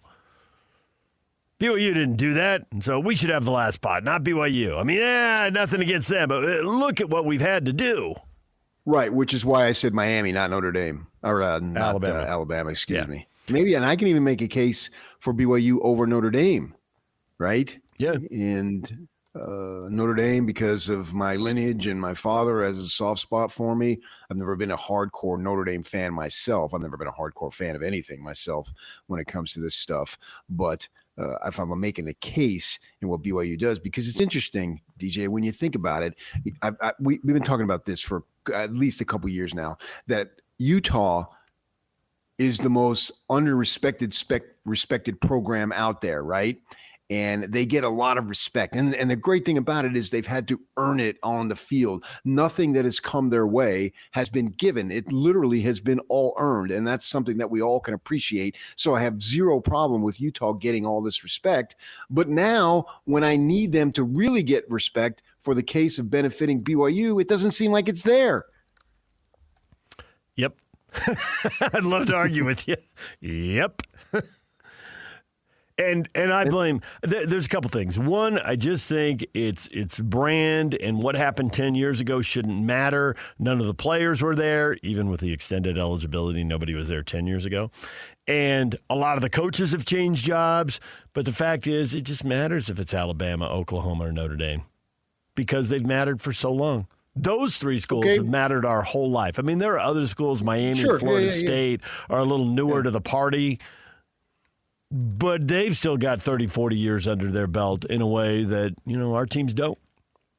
Except the problem with that is you're speaking generally, and I agree with you. The general premise is that. But when we're talking about the committee members, that doesn't fly. That stuff shouldn't matter, doesn't matter. That's why it's like when there's a high-profile jury trial, the OJ trial or whatever, the trial of the century, right? And you're wondering, well, how did you come to that verdict? Well, then they interviewed the individual jurors, and some of them spoke. I realized they sent out a spokesman each Tuesday night for a 2 or 3 minute interview, but I would like it when this thing is done in the Sunday after next to be able to have each of these individuals explain your vote. We see now the transparency in the AP votes, right? They put them out there. You can see which man or woman voted this school here and this school there, all the way down. And so there's basically, without them speaking if they don't want to, there's full accountability. I want full accountability for each and every, as Kyle would say, these committee members to say, and I know it would be laborious because there's several of them, why did you vote the way that you did? Don't give me a jury foreman and that person answers. I want to know why every single one of them voted the way that they voted, because I think there's too much at stake here, particularly for BYU and having a Reese Davis, who is a college football respected spokesperson in a sense, even though he doesn't have that official role. But when he goes on, and I'm watching it and we're all watching it, and he says he calls BYU a potential bid stealer. If they won their next 2 games, they would be 12-1. They're not a bid stealer. Are you kidding me? This is not somebody from the Mid-American Conference going and winning the conference tournament that you didn't have doing it from that conference. No, this is a legitimate team, a legitimate program that sends people to the NFL. Now, every year, they do all the things. The money is there. The support is there. The attention is there. And you're calling them a bid stealer? I realize he's not on the committee, so he can't really be held accountable for that. But I want to hear what the committee says when we get to it in a week and a half at around, what would it be, around noonish when they're done there. I want to know why if BYU doesn't get in. See, this should appeal to ESPN, PK, because there's 14 people on the committee. If you interview them each for 5 minutes, you got yourself a 2-hour show. And there's some hardcore people who would watch that. And, hey, I'm in the 21st century here, Yak. Not some old guy who doesn't understand how the world works now, okay? That's 14 separate interviews that can be posted. That's 14 separate clicks. Put them on YouTube. You can get paid by YouTube for them. Come on, let's go. You know what you really want to do? You want to hear from Randall McDaniel because he's an Arizona State Sun Devil, and I mean more people know him as a Minnesota Viking, but he's on the committee. So there's a guy. You're right. There's a guy with football, his life, long career, super successful. Distinguished. Let's hear from him. Which is why he's on the committee. Right, yeah. So, yeah, exactly. There's as far as the Eastern bias, I see 4 people, I think, of the 14 have ties to this side of the country. I do wonder how much, and I think this year, I assume that they're watching all the games and all that, but if your whole life you've known something else and now you're trying to educate yourself on this, what do you know better? The thing you've studied your whole life? Chris Alt is from the West. He's a former University of Nevada football coach. Randall McDaniel, Arizona State guy. Mike Riley, former Oregon State coach. And obviously Mark Harlan is on it now as the athletic director representing the Big 12.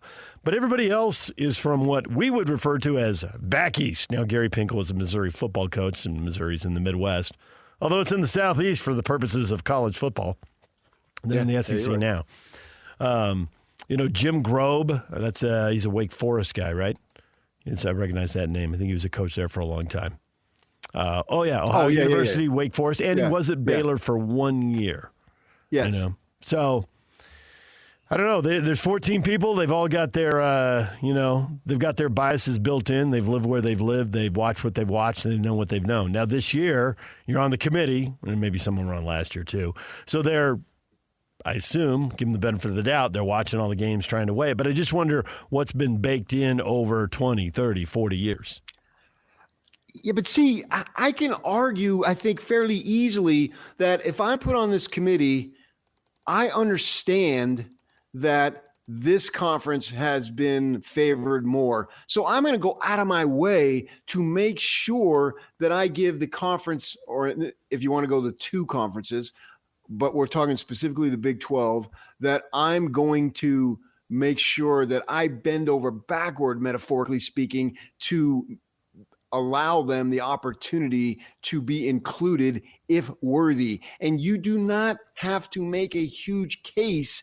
This year, it so happens to be one of our schools, but it could be anybody because we're Big 12 now, right? It could be anybody who fits in this category. It so happens it's BYU, that we would make sure that they got their due diligence.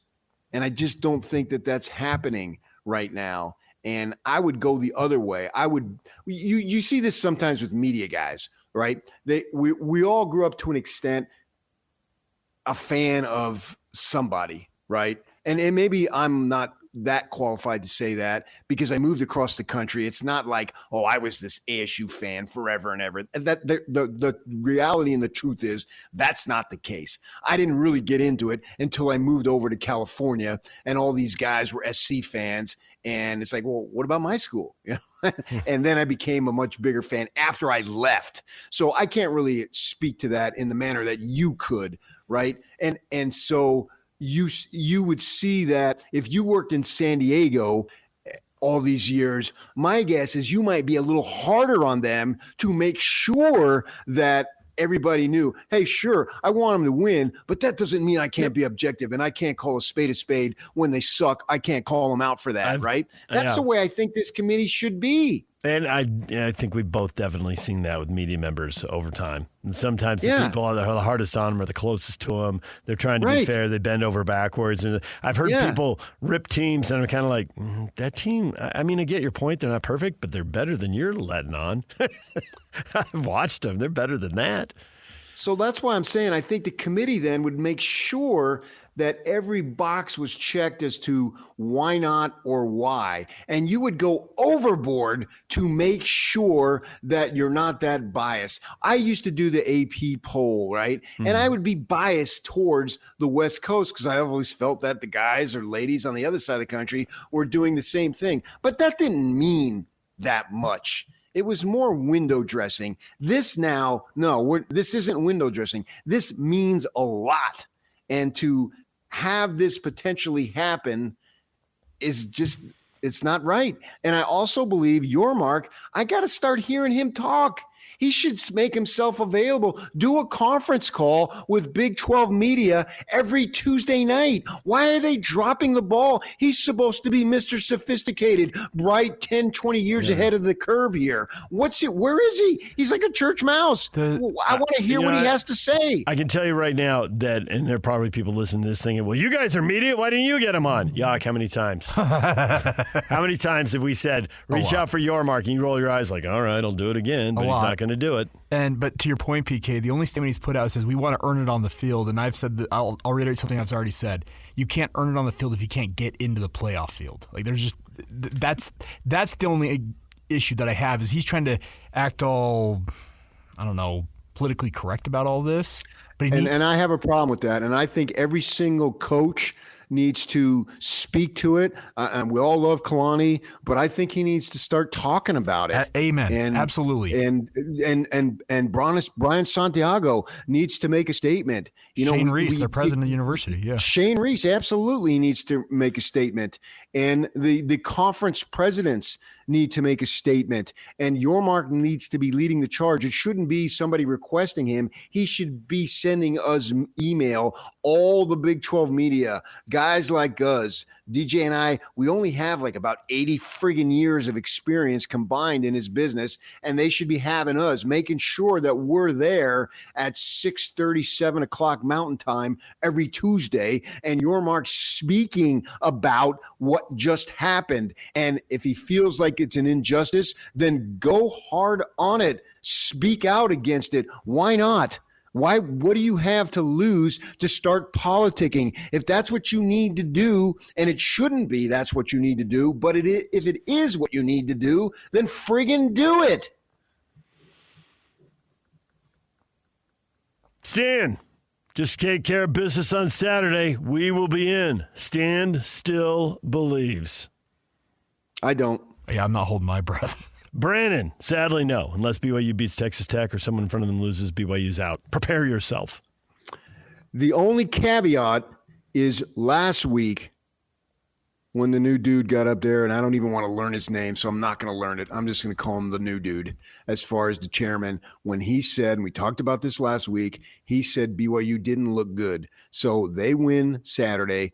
They go down to Arlington. I'll be there. I'll know what looks good. You guys will be watching it on television. You know what looks good. Most of our listeners, man, woman, child, will know what looks good. And if BYU looks good by their own acknowledgement, they should be in it. And the great thing about it is Yormark has got 24 hours essentially to plead his case publicly, because the Big 12 season will have been over. And where I'm going with this is the Big 12 plays the first game of the day, if I'm not mistaken, a week from Saturday, right? Mm-hmm. And so with that in mind, all the results will be in. BYU gets beat 42-3. Well, I guess you got me there, even though you could still make a case. But if they look good and it's a competitive game, he then has 24 hours to be on the news cycle saying, this is why we need two teams. And if that point he doesn't do it, then something is really wrong. And I look forward to next July. If he won't come on during the season, he does come on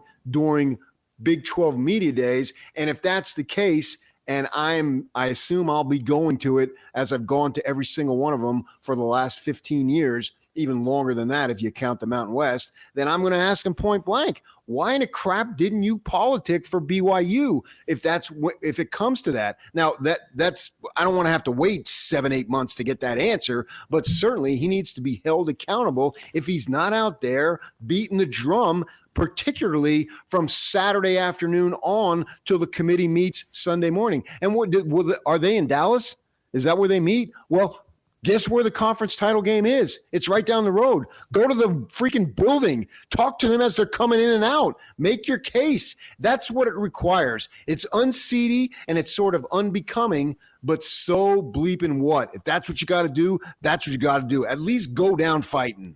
DJ PK, it's 97.5, the KSL Sports Zone. Riley Jensen at the top of the hour right here on the Zone. It's game week for the Utes, and the KSL Sports Zone is getting you ready for kickoff. After one of the craziest, most bizarre games in Utah history, Kyle Whittingham and the Utes hit the road for the regular season finale in Lawrence against the Kansas Jayhawks. Listen all week long for the best coverage of Utah football on KSLSports.com. Let's go then. Let's go, baby. Your home for the best coverage of Utah football is live on air, online, and on the KSL Sports app. This is 97.5, the KSL Sports Zone.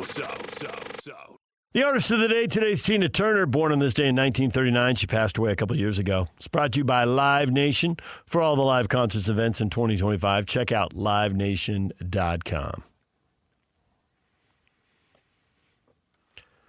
DJ PK, it is the day before Thanksgiving, PK.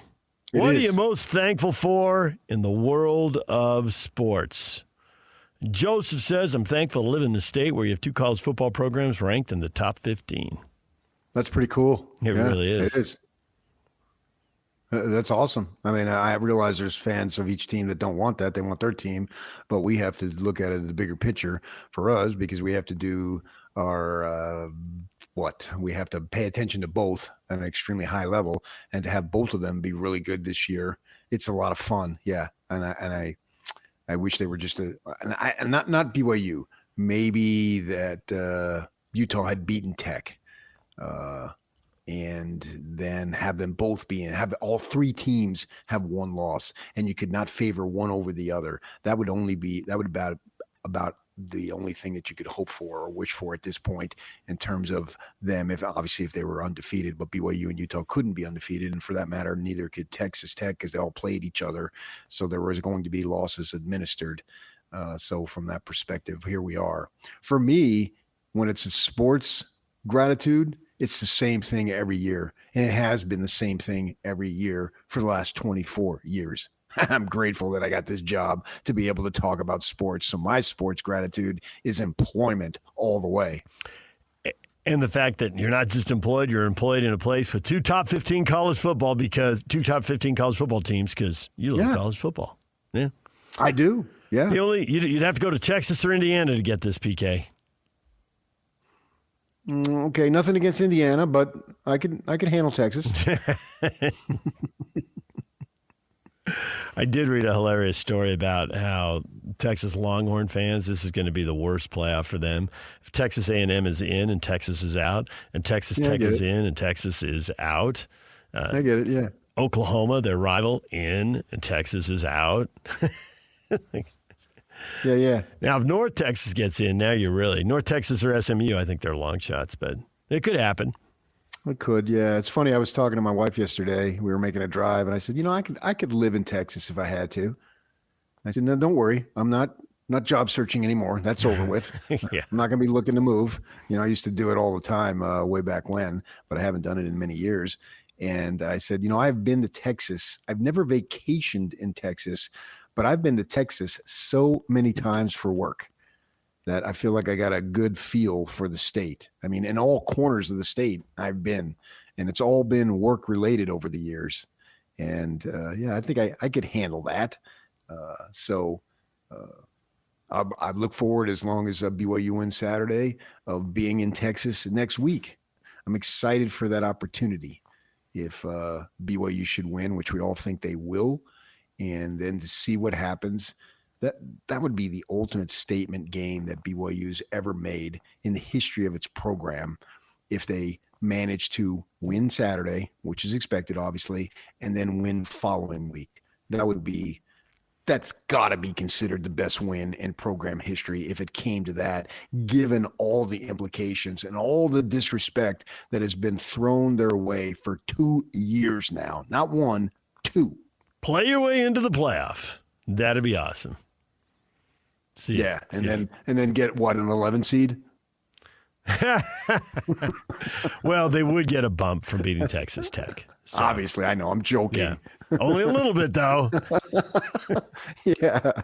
It's like we got to put the G5er at 12. And the ACC at 11. No. Still make BYU 11. It would be an absolute joke if that were the case. But these ought to fire these guys up. And I know Kalani, maybe next week, maybe Saturday around 3:00, maybe he can unleash that in terms of, well, we've been disrespected all year. Just look at it. I mean, because you don't have to worry about downplaying the playoff possibilities and all that stuff versus the next opponent, because that would be the next opponent and you could speak freely to that. And I would like him to maybe get out of character a little bit and say, my gosh, nobody expects us to win. This committee, they only put us in there because they were forced to. So nobody believes in us. I think he can say something after they beat UCF in the postgame. I think the time to get up then is to stand up in front of that microphone when all the cameras are on you, and it's early in the day, so there's time for all the TV networks to grab the postgame bite and put it on the air and say, we're 11-1. When does Texas Tech play? What time is their game? I don't know. Because I'm assuming that they they also have a morning game. They have a 10 a.m. game on ESPN at West Virginia. So it's over, assuming Tech has won, and he would know this, right? The sports information person will tell him before he walks out. He can walk out and say, we're 11-1. Texas Tech is 11-1. We should both be in the college football playoff. We should be playing for seeding in a Big 12 title game next Saturday. Because then you don't say anything that demeans. There's no bulletin board material. There's no. It's just like, this is where we sit right now. We should both be in. Period. You 11-1 to the Big 12. You should be in. Right. And your Mark needs to run his mouth on Saturday, too. I don't think he needs to run his mouth. I think he needs to do his job, which in this case would be running his mouth. That is running his mouth. I know, but run his mouth is just like, you're popping off. You're 14. You're speaking when you shouldn't speak. And act like you're 14. No, you're the commissioner. You should speak. And he should say the same thing. Speak vigorously, not just speak. 11-1. They should both be in. We're going to break off and form our own alliance if they don't put both these teams in. Start throwing out threats that you'll never intend to keep. That's the fun part of life. DJ and PK, when we come back, more football with Riley Jensen. Stay with us.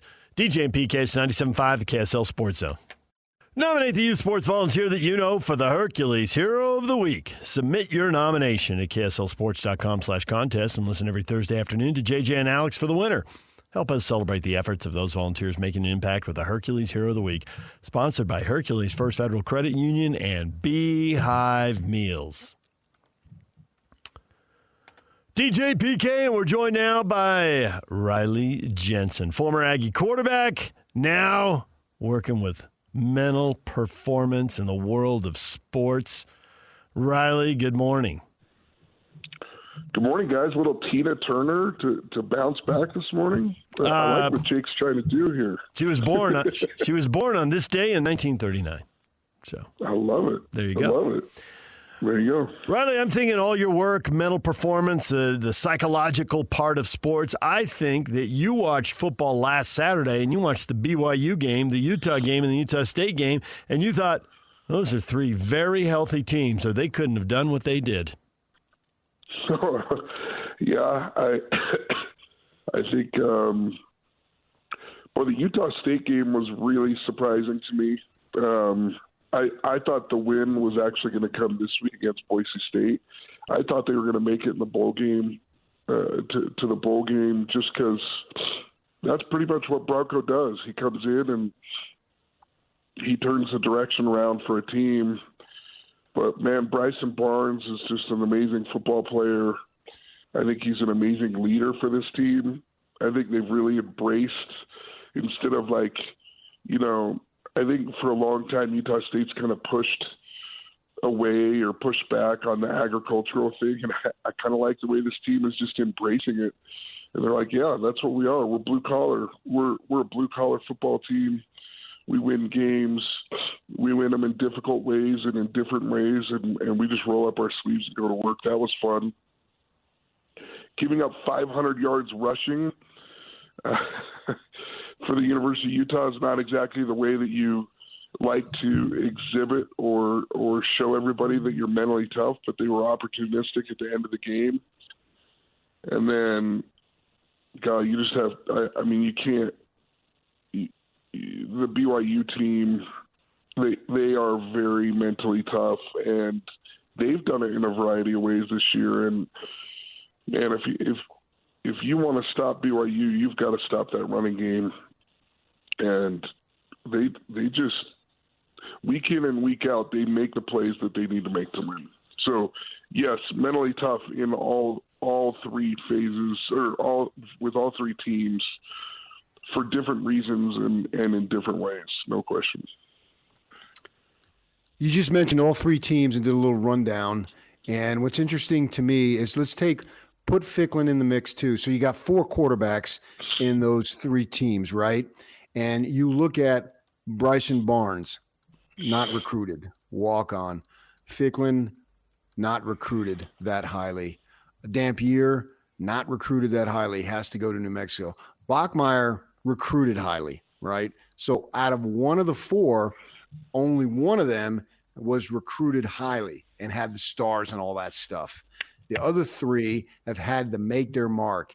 And it just amazes me, the evaluations at the quarterback position, because it seems like nobody can ever get it consistently right.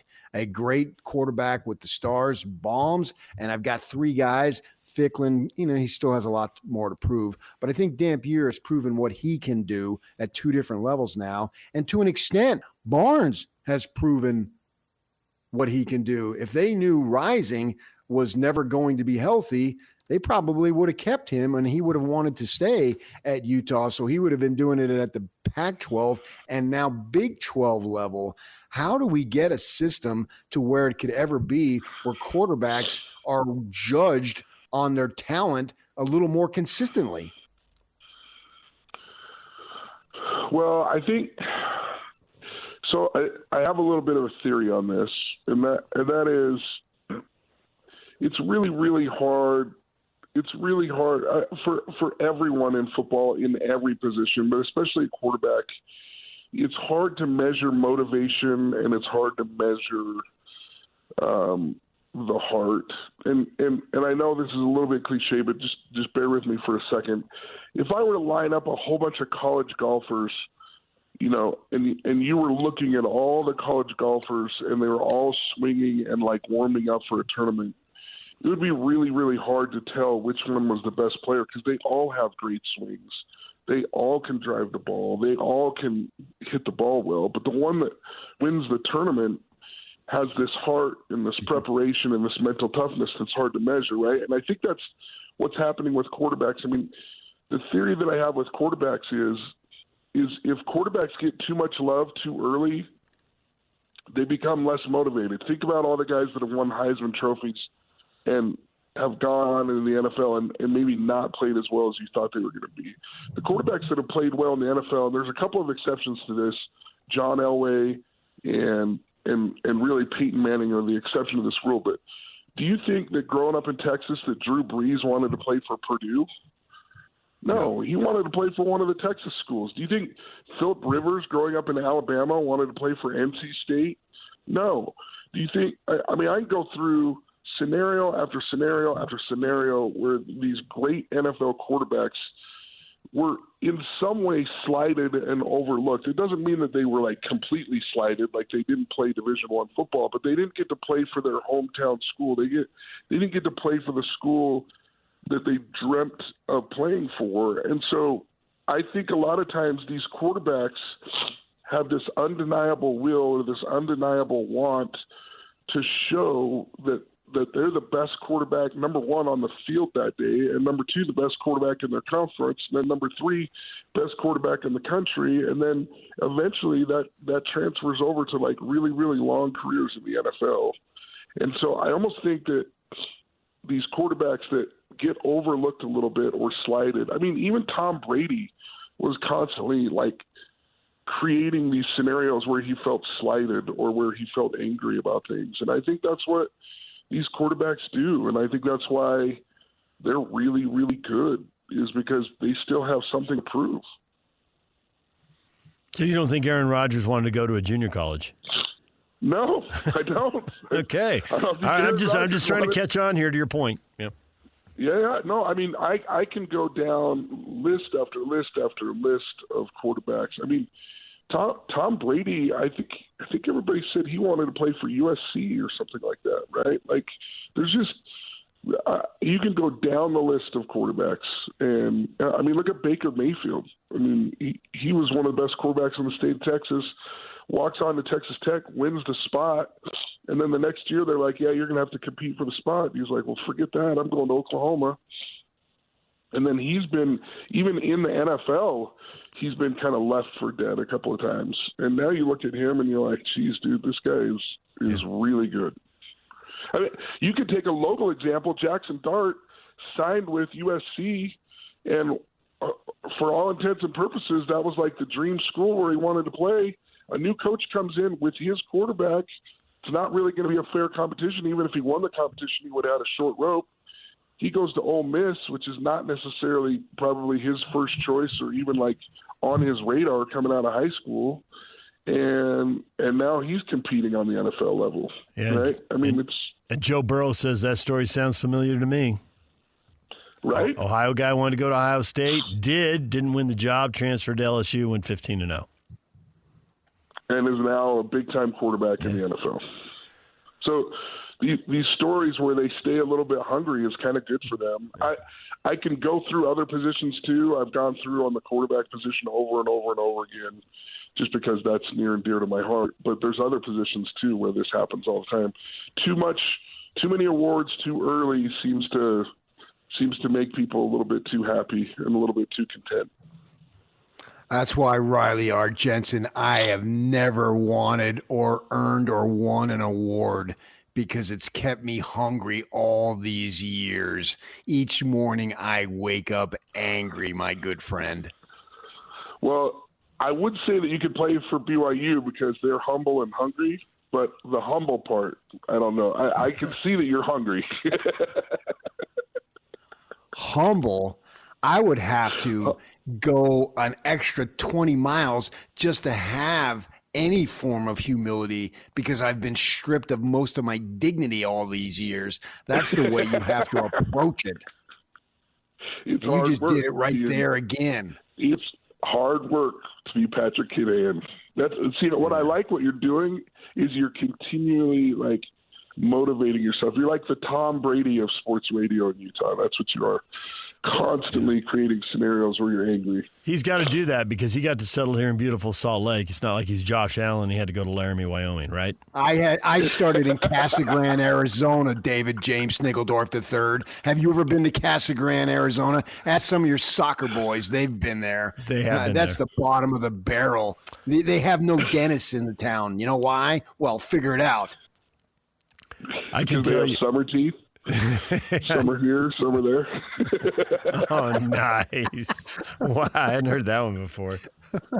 When they built that new academy in Harriman, they're all out there for that. They took some players out there for the groundbreaking, and I saw Justin Glad, who went through the academy when it was in Casa Grande. I said, "Is every player from this point forward going to be soft?" And he just laughed maniacally. Absolutely. If you don't know Casa Grande, you don't know toughness.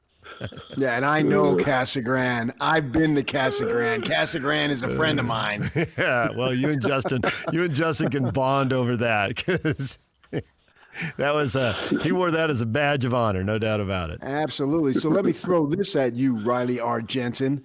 If that same form of motivation that you're using with that philosophy and that alignment, how much do you think that can carry the Cougars next week when they go down to Arlington, Texas and play Texas Tech, which embarrassed them on national television on the heels of Fox Big Noon and all that stuff?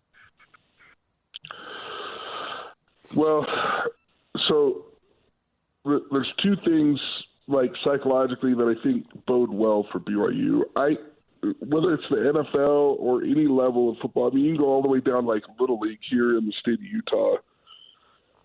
To beat a team twice in one season is really, really difficult to do for a myriad of reasons. I think BYU will be super motivated. I think their running back is much more healthy at this point than he was in the first Texas Tech game. I think that BYU will know what to expect. I'm not sure that translates to a win because I think Texas Tech is just a really, really good football team. I can almost give you the Riley Jensen guarantee that comes with a warranty that this game is going to be a lot closer. And I think BYU has will have all kinds of chances to win this game. I think the last game, the hard part is it got out of control, and so it didn't. In your head, you're not going, man, if we just would have made this play or that play, we could have won that game.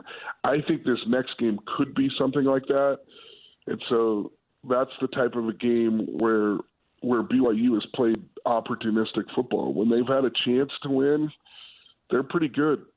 The only game that they haven't really had a chance to win is this Texas Tech game, and I think they'll be in the game this time. I can't guarantee a win, but I guarantee you it's going to be a lot closer.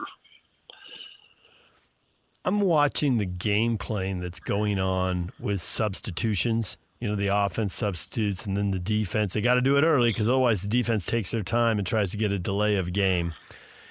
And I watch it going back and forth. And I think what the Utes did in the Sugar Bowl where they basically went they didn't sub and they went – now it's tempo. It used to be the 2-minute drill. It used to be no huddle, whatever you call it. But they didn't give them time, and the defenses got gassed. Now, there's a risk. You go 3 and out, and your defense is gassed because they're right back out there on the field. But we're not seeing much of that tactic. Why have coaches dropped that from their bag? Is it the fact they're afraid of putting the defense back out there very quickly? Because, we've seen it work. We've seen it work in a game we're never going to forget. And now we're seeing all these other game playing happen in multiple games. It's been a problem for multiple teams. And I wonder why somebody doesn't do it. Well, I think with BYU, one of the reasons why the quarterback position is playing so good is that Aaron Roderick can talk to him until there's 15 seconds on the clock. Mm-hmm. And so that's a little bit of a different scenario going on with Bachmeier. One of the reasons he's so good is because Aaron can talk to him and say, hey, look, we're going to run this play or this play. Look for this check. He's literally in his head, talking to him about things. But even when the Utes did it against Alabama, that was a senior quarterback that you had a lot of trust with to be able to run an up-tempo or, this high-speed offense. Now, what I would say that you could do, and what I would say is a nice mix-up, is I like teams right now that will mix it up during a series, or one of the things that I do just with my Little League football team is we'll come out and we'll say, okay, so on second down, we're going full speed, meaning one play per 4 downs. Every time it's second down, we're going what we call NASCAR, which is to speed it up. So then what you're doing is you're not just throwing all fastballs at someone. You're throwing a fastball, then a curveball, then you're throwing a slider, then you're throwing a fastball.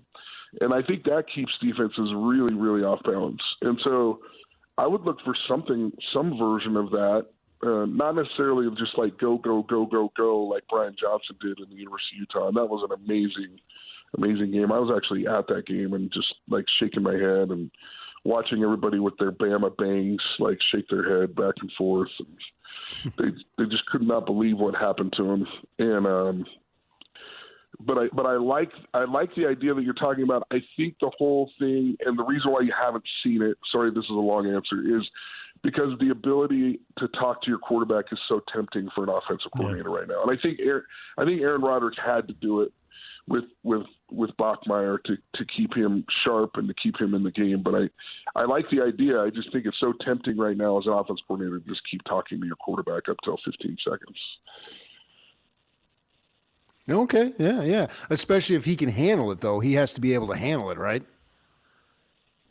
Yeah, I think at this point he's no longer a freshman. Now you're talking about a sophomore quarterback, and I think he can handle more and more, and I think you're going to have a minute to prepare for Texas Tech, and that might be something that they do. I don't know that they do the full University of Utah version, but like I said, they could do something where they're just all right, so in the first quarter, every time it's second down, we're going to go NASCAR, right? Or we're going to do it every first down in the second quarter type of thing. And then it keeps people off balance.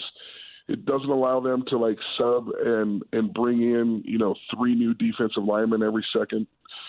And that's where they're so good is not just the fact that they're good at D-line, but they're deep at defensive line. Sure. Riley, we'll leave it right there. Good luck to your Aggies. Thanks, beating guys. Boise State. 9 straight losses. The streak could be snapped. Well, it could happen. Feels like it could definitely happen. I think it definitely could happen. I think Maddox Madsen, the local quarterback, is out. Yeah. And that's good news for Utah State. So a local Utah guy contributing to Utah State wins is always a good thing for me. There you go. All right. Well, happy Thanksgiving, Riley. Thanks for joining us, and we'll talk to you. Have a great one. DJ PK, it's 97.5, the KSL Sports Zone. PK, Boise State's only favored by 3.5. Would you even call that an upset? Very mild. I mean, technically it would be. Technically, but I think it's more historic given the 9-game losing streak, that type of stuff. So if you factor that into it, clearly Boise has the mental advantage as a program. Now, that doesn't mean necessarily that the individuals on this team this year have that. DJ PK, it's 97.5, the KSL Sports Zone. Barry Tramel at the top of the hour. Coming up next, it's a Win Tickets Wednesday. We got tickets to give away. We will do that. Nate Bargatze fans, stick around. They follow the break right here on the Zone. Question of the morning. The playoff committee keeps BYU at 11, drops Utah 1 spot to 13. BYU is listed as first team in. First team out. Utah is the second team out. Tulane is the G5 team that is in. Fair or foul? Ryan said, remember when everyone in Utah was saying the Big 12 was a power conference, how great it was going to be to have BYU and Utah in the same conference again? At least we'll always have the Holy War now. That's all that's important. Ryan's just going to focus on the rivalry game and not worry about the whole playoff thing because they're not getting treated like a power conference. Okay, but Tex is? They got to let somebody in, so then they just vote them fifth. Yeah, that's pretty high, though. They don't just vote them fifth. Texas Tech has earned that right to be where they are in the voting. You sure they're not getting slighted a little bit? They're in front of Oregon and Ole Miss. They're in front of 2 1-loss teams. And they're behind Georgia. So, okay. Yeah. But they're not given the bye. That's reserved for the SEC. Although a home game is number 5 against a G5 team, you ought to win that. Your fans get all the thrill, and then you're playing number 4 anyway on a neutral field. That sounds like a lot of fun to me. Yeah, 5 is. I think 5 and 6 are really good spots to be. They're not buys, but, man, you ought to be heavily favored. You ought to win. And there is real value in having a home playoff game and getting your whole fan base fired up, man. If you don't leverage that into people renewing, that's a you problem. So. Yeah, especially it's something that has never happened before. Right, yeah. Yes, this will be Texas Tech's first home playoff. There have only been 4 home playoff games, right? Ever. And now you get one of the it'll be 8 this year, so you get one of the 8. So the consistency isn't there, though. That's the thing. You can't claim neglect, bias, overlooked, whatever, when your conference brethren is getting the same thing that you want to get. Except it's not complete. Because Texas Tech is treated fairly, you can't complain about being treated unfairly? Yes, you can, but I don't think you can do it from the conference level. Oh, I think you can. I mean, there's... Okay. Look at the SEC teams with 2 losses that are getting in. Even the Big Ten sitting over there going, our 2-loss teams aren't in. Well, you're a little short on 2-loss teams. That's a you problem. Because now USC just got their third. The best conference, man. It should get the most bids. Who's arguing that? Okay, the Big Ten's like, you got 5, but we can't have 4. We can only have 3. And how come Michigan's out at 9-2? Well, they're not out yet. They have an opportunity to get in. And that would just make it harder for BYU. I understand that. Yeah, but if Michigan beats Ohio State, that's way better than anything BYU's done. Michigan beating Ohio State would be the win of the year in all of college football. Who would have a better win than that? Right. So what are you going to do on that? I mean, these conferences, those 2, it's not like they don't have superpowers. And we're not talking about that. Okay, but we're talking about a step or two below that. But compare BYU and Oregon. Why is Oregon in at 6 and BYU's out at 11, and why are they 5 spots apart? Their resumes are remarkably similar. Because Oregon has been a power-recognized brand. It's not Big Ten. It's Oregon. It would be reversed if Oregon was sort of the new kid on the block and BYU had Phil Knight money or all these boosters money that they've been having for many, many years that BYU has now because it's more above board and all that stuff. And so with that in mind, and we know Oregon was running afoul of the rule with the recruiting, with Chip Kelly, with that preposterous statement, some dude named Willie Lyles. I didn't know that's who you meant because I called him Will, or was it I called him Willie and you're calling him Will? I mean, we know what was going on there. I mean, they were cheating. Man. They were cheating. Right.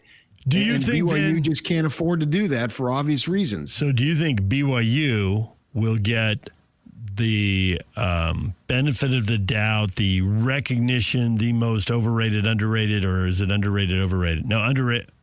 Whatever, you got me. It turned out that Utah gets, because Utah's now been to 4 Pac-12 title games, and that gave the Utah brand some oomph that it didn't have before for these debates.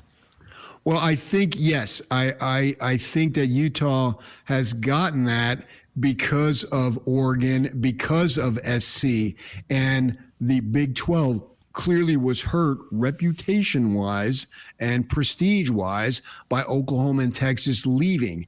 Oregon and USC were the Big 12's version of Texas and Oklahoma. And so now there isn't that big dog. Utah, I don't think, can stand on its own as a big dog. It needs other big dogs, and then they beat those big dogs, which is exactly what happened to get to both Rose Bowls. And so Joe Blow, sitting wherever, he may not understand that Cristobal's had not just 1 foot, he had 9.5 toes out the door when they played in the Pac-12 title game. But he does know that, wow, this Utah team there with that tough Whittingham dude, they beat Oregon. And so the Big 12 doesn't have that right now. Texas Tech has not ascended to that position. I think given the money and all that they have available, they can get there, and maybe BYU can get there, and maybe there might be Utah can get there too, but they're not there right now. So I think Utah benefited in the Pac-12 by beating the brand names that the Big 12 doesn't have right now. But by the time BYU's been to 4 conference title games, maybe they'll be seen differently. And who knows who will be viewed as a big dog along the way. I mean, Utah and Texas Tech would be your obvious guesses. Well, yeah, and I think you got the Sun Devils there as possibly emerging, finally waking up, right? And I know everybody wants to root against ASU. It's fun to do. Oh, man, they swore at us and blah, blah, blah, whatever happens, and their fans are this or that. And Dillingham went nuts on that when they were debating to put 1 second back on the clock or whatever it was. And, man, he acted like a lunatic. Yeah, he was a 34-year-old lunatic. You got me there. And there's no question about it. And he even acknowledged that he was way over the top. But the fact is, you need these teams to do well, and you need multiple teams to do well on a national level, because that's going to raise your profile when you play them, when you beat them, just like it did for Utah a few years back in the now rest in peace Pac-12. DJ and PK, it's 97.5, the KSL Sports Zone. Coming up, Barry Tramel's going to join us at the top of the hour. Next, we've got to move it. Yak made an executive decision in our post-show meeting yesterday. We're moving the NFL picks. PK was right there with you. We're moving our locks of the week to Wednesday because there's 3 games Thursday, and maybe you want to take advantage of those. All right, we'll do that next. Stay with us. DJ and PK, it's 97.5, the KSL Sports Zone. It's game week for the Aggies, and the KSL Sports Zone is getting you ready for kickoff.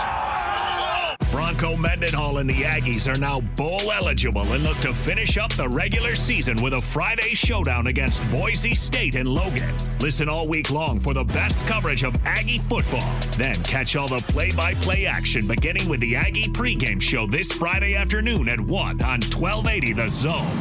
Your exclusive home for Aggie football is live on air, online, and on the KSL Sports app. This is 97.5, the KSL Sports Zone.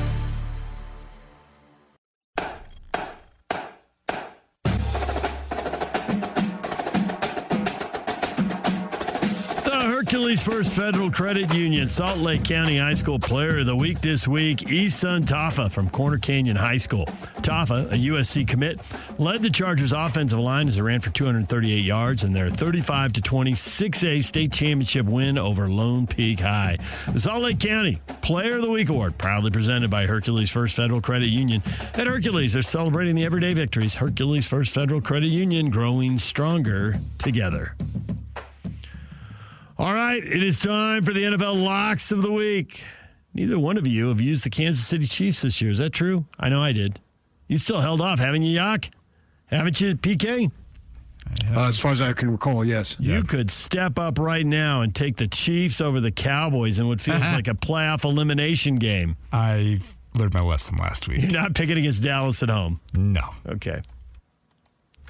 Philadelphia can get upset in Dallas. Who can't get upset in Dallas? I was, all right. So you guys were talking Texas about Tech. Thursday game. Yeah, okay. Nice. You guys were talking about Thursday games. You want the 6-5 Ravens over the 3-8 Bengals? Either one of you want a piece of that game? I've already taken Baltimore, so I can't take them. Okay. All right.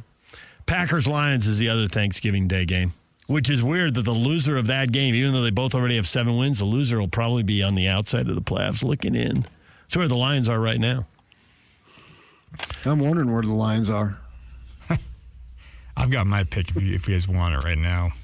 I think I might go Chargers. Have I gone Chargers? Oh, I was going Chargers too.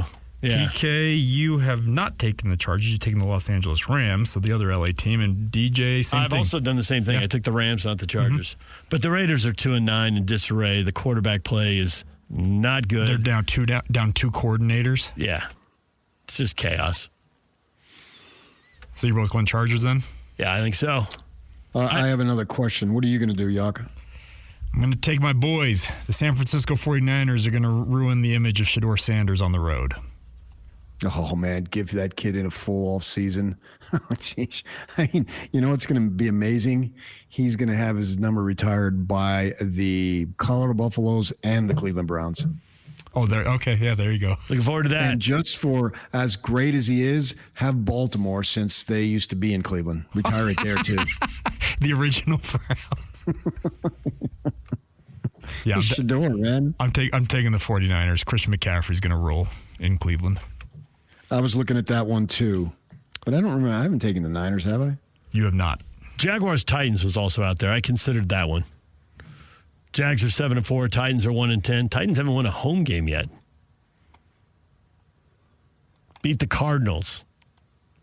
Great. I lost that game. Now, I put the 1 in 1-10. Thanks, Tennessee. Sure. The Cardinals have been pretty frisky, though, with Jacoby Brissett at quarterback. So keep an eye on that. They're in Tampa Bay. And playing the Bucks. They've also got a Baker Mayfield's injured shoulder. Left shoulder jacked up. Yeah. I'm behind you, Yak. I don't like going with that one, though. This is going to be like the Price is Right, where I just choose one more. Okay, where are you going then? $501. 501. And I don't want to. I want to pick different from what you guys pick. Oh, you don't have to do that. I mean, if you got another game you like, go ahead. I understand that. Hence, I want to. Okay. Have you guys considered? I want to win, man. Because I don't think either of you. Oh, no, DJ, you've taken Denver, but PK has not, and they are playing the Commanders on the road. Okay, that was the other one I was going to ask you. Yeah. You know, I don't like the cross-country trips, but I think playing a 6 o'clock game at night is way different than playing an 11 o'clock game in the morning. On your body clock, for West Coast you had teams, to travel, but for West Coast teams, it's a different thing. So I think that's actually a decent pick. I just can't do it, but I think that's. I mean, if that's the one you want, I totally get that. The Commanders this season's gone all wrong. It's 3-8. I don't even think they're desperately trying to. They're done. They're not getting to the playoffs. All right, I'll go with Denver. Okay. Just try to mix it up a little bit. Now, Yak, you're not worried about that whole West Coast team playing 11 a.m. with the Niner defense? We're talking about the Cleveland Browns. Okay, there it is. Sorry. Because I consider Rams-Panthers, but the Rams are coming off a Monday night game, too. They are. It's a short week for them. So it's a short week, cross-country, and the Panthers are 6-6. They're decent. Yeah, I got faith in my boys. I think they figured some things out. The Rams have the biggest point spread of the week, 10.5. Mm-hmm. So in Vegas, people are just all about the Rams. Now, if Brock Purdy has another first half like he had on Monday night... Yeah, I've heard a stat. What's the number? His Monday Night Football record is terrible. Heard a stat? Yeah, I know. Shocking. But I can't hold on to it. What? But it's his stats on Monday night and primetime are terrible, and the theory is that he's trying to prove to the national TV audience and all the players across the league watching. He looked that way. I can do it. I can. Yeah. He looked like he was forcing it. Yep. All right, DJ, where are you going? Chargers. Over the Raiders. I mean, the Raiders are just in complete sticking with the Chargers. I'm not really picking the Chargers. I'm picking against the Raiders. Well, and that's a lot of this is you're picking against who they're playing. It's about matchups. All right, there you go. DJ and PK. When we come back, Barry Tramel, Tulsa World, talking all things Big 12. We'll talk to him about the playoffs and some of his grades for some of these teams and his thought on the Oklahoma State hire. PK, they were there once upon a time. How quickly could they get back? We will get to that next. Stay with us. DJ and PK, it's 97.5, the KSL Sports Zone. Welcome in on a Wednesday morning. It is time to get ready for 4 or 5 straight days of football. How good is the Monday game this week, PK? Giants 2-10 at the 10-2 Patriots. No, pass. Not Patriots. 2-10 Giants at the 10-2 Patriots. Right, but I mean, Patriots are fun to watch, is what I'm saying. I mean, I get the game, but at least I can watch the Patriots. Is where I'm going with that. Yeah, I'm going to assume that there's either Mammoth or Jazz or both out there somewhere. We'll have something else. That won't be the only game on. If not, I'll just throw in an extra bench workout. DJ, PK, and Barry Tramel joins us now from the Tulsa World sports columnist, Big 12 guru. Barry, good morning. How you guys doing? How you guys doing in Salt Lake? Well, there's a lot of angst over the rankings. BYU's parked at number 11 no matter what they do. Win at Cincinnati on the road, beat a 7-win team by 12 points. Doesn't matter. Still parked at 11. And Utah won and dropped a spot. So there you go. Yeah, I don't. You know, you can sort of rationalize both of those things, but it's just unfortunate. I'm not worried about what's happening now. I just don't see an avenue forward for Utah. BYU's got an avenue, which is they got to beat Tech. Yep. So maybe they can do it. I think it'll be a fun game. But I'm worried that Brigham Young's going to be on the outside looking in for the second straight year. A lot closer this year. But I think Utah is sort of stuck. I don't know what Utah could do. I don't even know if I don't think mass chaos would help Utah. Yeah, they seem to be. Has anybody in Salt Lake put out a dream scenario by which the Utes could actually get in? No. Short answer. I mean, I'm constructing one while you're answering the question. Like, Miami loses to Pitt, that regains the spot they just lost, right? Yeah. BYU's just not going to lose to UCF. That's a level of chaos. No. Alabama, they have stubbed their toe. They're not just playing Auburn, they're at Auburn. So that could happen. That could happen. So that'd be 11. Okay, then you need Oklahoma could lose. Oklahoma could lose to LSU. I mean, that could. Okay, Ole Miss loses to Mississippi State, and Lane Kiffin leaves, and they're like, "Nope, you guys are out." Oregon could lose to Washington. I just don't think that Utah would catch them. Yeah, Oregon would still be not. 10-2. Yeah. So I mean, I guess we just did lay out an avenue where it could happen, but. A lot of things would have to. Yep. A lot of things would have to occur. I'll throw this at you. We're watching the thing on Tuesday night, right? And we've got the chairman making a stupid 6-7 joke. This is no joking matter here. We got Reese Davis saying, "Well, if BYU gets in, it's a bid stealer." if BYU gets in and they're a bid stealer, he's talking about if they win the Big 12, at which point they're a bid stealer. They'd be 12-1 at worst. That case, it'd be 11-2, but somehow that's a bid stealer. This is not, the Southern Conference 9th place team winning the conference or something in basketball, right? It doesn't make any sense. So with that in mind, they make that statement. I'm wondering why every night at a half hour after this thing is over, why isn't Yormark having a conference call to start complaining, saying this is an absolute joke? The silence coming out of the Big 12 is bugging me. Yeah, and maybe some of that is happening. I mean, maybe when they have their annual, or I don't know how often they meetings with ESPN execs where they just slap each other on the back. How about it's not all that friendly, and how about it's contentious? And how about if Yormark doesn't want it, have a henchman do it and say, listen, show the clip of Reese Davis saying this and say this is BS. We're not putting up with this anymore. And maybe that is happening. I don't know. But here's the truth, and this is just the simple truth, is the Big 12 does get the short end on perception, and it does get the short end on the national narrative when it comes to discussions of college football. And we saw it play out with BYU last year. They didn't have to put the Cougars in the playoff, but the idea that BYU was, or were they 17 or 16 at the end? I forgot where. Well, they're way down here below all these teams they were clearly should be in a group with, like SMU. I mean, and it's just, I don't know what's caused it. I'll just have to, I just need to. You ask a great question, because I was more thinking of the, when they meet in Scottsdale in the summer and have their summer meetings or wherever they might do it, just ripping them. But you think the committee itself would be affected or moved by some sort of marketing or PR blitz? And I don't know who could do it. Who we got in the league that people actually listen to? Whether it's David a coach James, or administrator.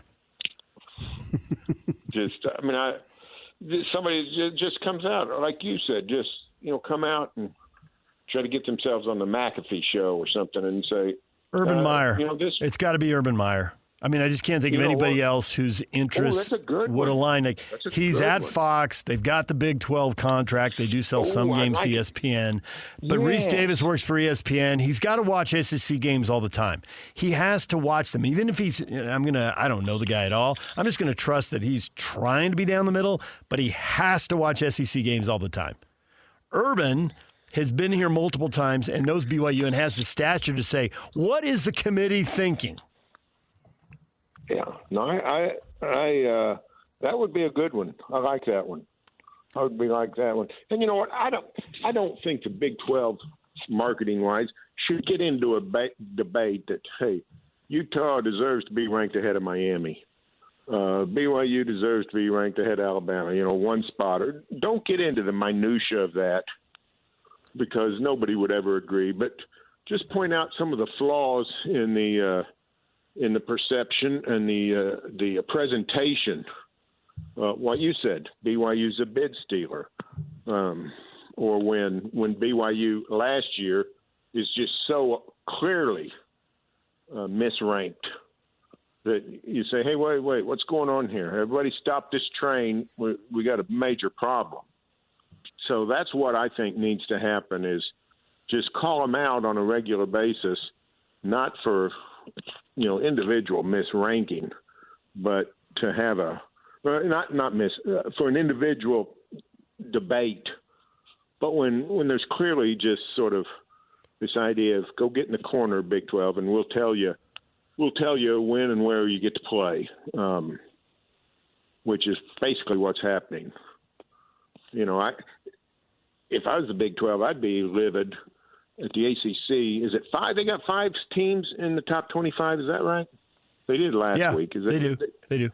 Let me tell you what. I don't know that they got 5 in the top 50. They stink. Pitt's the ranked. ACC stinks. Yeah. Pitt's ranked, and they lost to. Yeah, Their best team might be SMU. TCU and Baylor both beat SMU. Mm-hmm. And they're not in the top, 6 of the Big 12? Right. I mean, the ACC is, just who was it? Somebody really got the short end of it. I thought Tulane got the short end of it. They were 24th last week. 24th this week. Yeah. 24th this week, and the top 4 teams ahead of them lost. Or 4 of the teams ahead of them lost. The Illinois, what I call the Illinois crowd. By the way, where did Illinois come from last week? I hadn't thought of Illinois football in a month. And all of a sudden they appear in the top 25 out of nowhere. I thought that was odd. But anyway, I'm with you. I think a Big 12 marketing campaign would be very good. And your Mark has chosen not to be an antagonist to the SEC and the Big Ten. He's chosen to be sort of, he's a try pacifier. to play both sides of it on the political side, and rather than stand up and that bugs me. Tiananmen Square. So I don't know. I don't know. He's smarter than I am. I'll say that, but I do think it may be time for the Big 12 to call them out for these public relations crimes. Your Mark grew up in New Jersey, Beery, and I'm a Phoenix guy, but for the first 14 years of my life, I lived in New Jersey, so I know about all those dudes. And we wake up furious on a 75-degree, sunny, cloudless day. It's the way Jersey people do. And so I'm thinking we need some more anger in there. So you guys want to nominate Urban Meyer? I'm going to up the ante. A spokesman for the Big 12 who's angry, I'm going to nominate Mike Gundy. Yeah, if you can get him riled up. Gundy's problem is he's not always pertinent on details. So what? Even better. Yeah, maybe not. Maybe so. Maybe so. They sort of got one. And he's not really driving down the road we're talking about. He's driving down a different road, and that's Cody Campbell. He's not an angry person, but he's an influential person, and he's not what they need is some Cody Campbell has started a PR blitz on a different issue, television marketing. Television, yeah, right. And that's a great thing, and and he doesn't come from a Big 12, I'm trying to save the Big 12. He's coming from, this is just common sense. And so that's a great guy to have on your side, but maybe having a big voice. Pat McAfee is a West Virginia guy. Yeah, maybe the Mountaineers need to bring him down and say, listen, you got to help us out here. This is not good. Start waving the flag for us. I don't really have much use for Pat McAfee, but it looks like the United States of America does. So people listen to him, and people are influenced. So that might be one you could get out there and mind. He does not seem to be the kind of guy that gets too worked up about who he offends, even if they're on his own team. So maybe he would take on the Reese Davises of the world.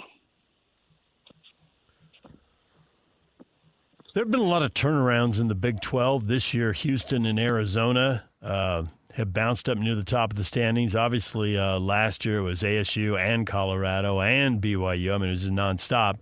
Did Oklahoma State just make a hire that they're going to be a turnaround, and next year at this time, Utah and BYU fans are going to be obsessed with the Cowboys? And if not next year, in 2 years? Well, who knows?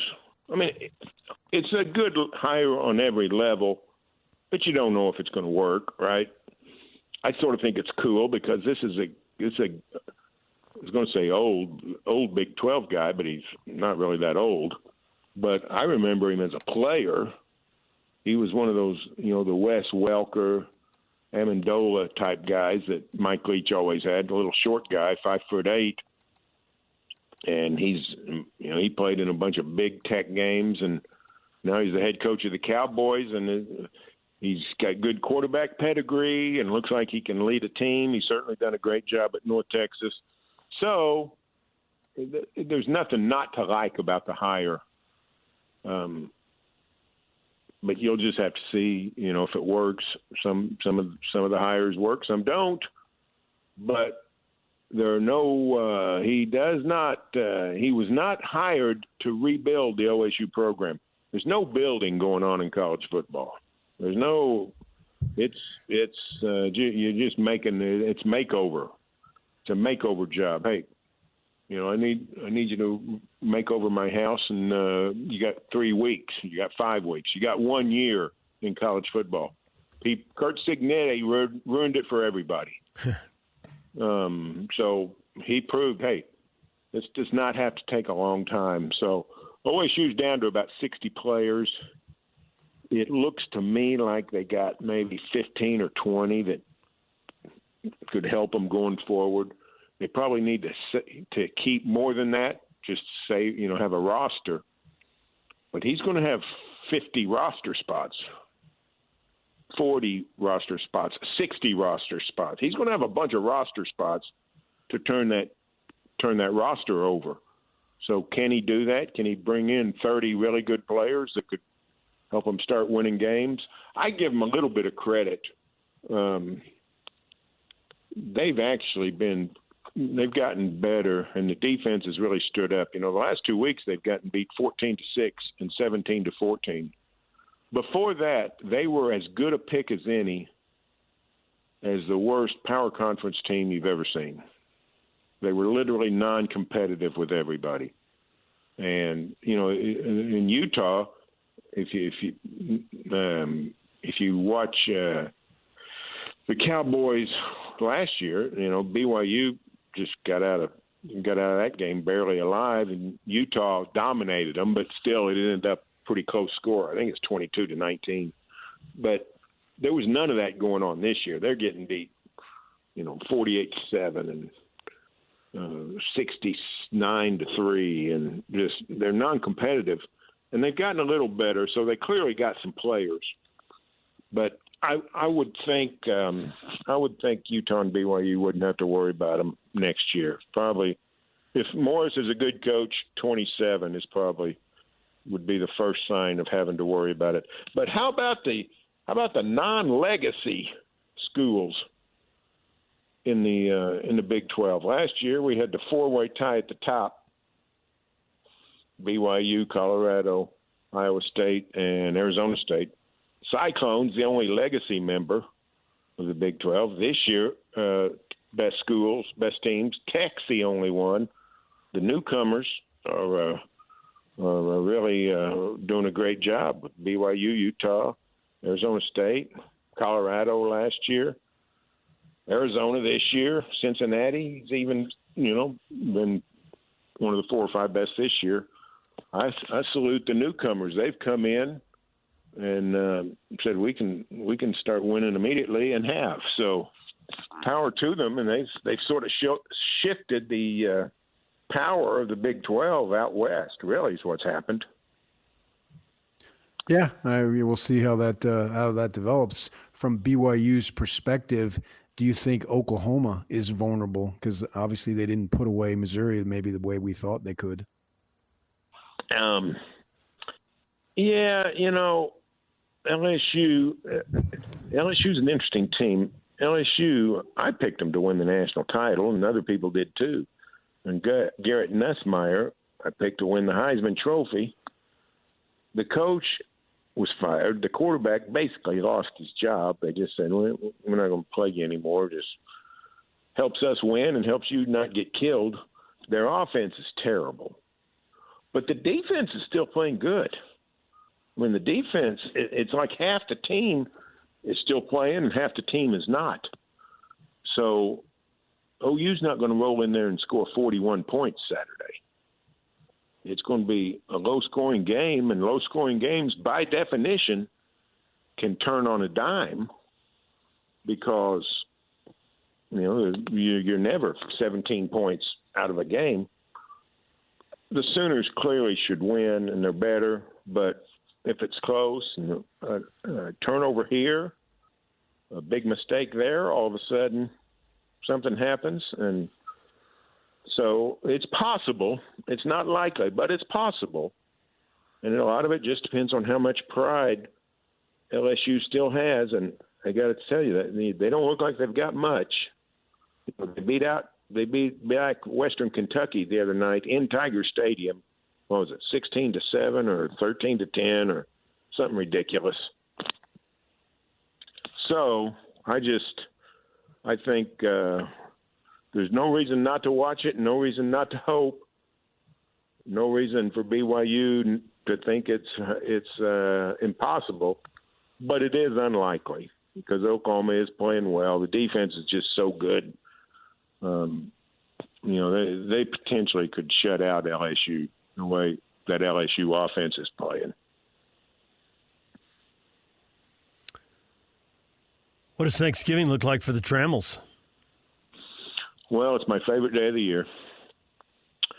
And we always have a house full of people. This year we alternate with my parents and my wife's family and my family. So my family will be here and a slice of hers, and then a couple of family friends. And we have a great time. And then my second favorite day of the year is Friday after Thanksgiving, except when I have to do something crazy like fly to Louisiana for a football game, which I did last year. Bedlam, the demise of Bedlam has not been good for Thanksgiving traditions because, that's why I think BYU and Utah ought to play on Thanksgiving weekend so everybody in the state of Utah, nobody has to travel. It's less travel and all that. I don't understand what's going on in life. But anyway, but this year I'll be, both OU and OSU are at home, so nobody should be on the road. So it's a great weekend of football. It's fantastic. Thursday, a house full of people. My football enjoyment will be minimal. But Friday, I got the house to myself. I got only one job, and that is get the Christmas decorations up on the inside.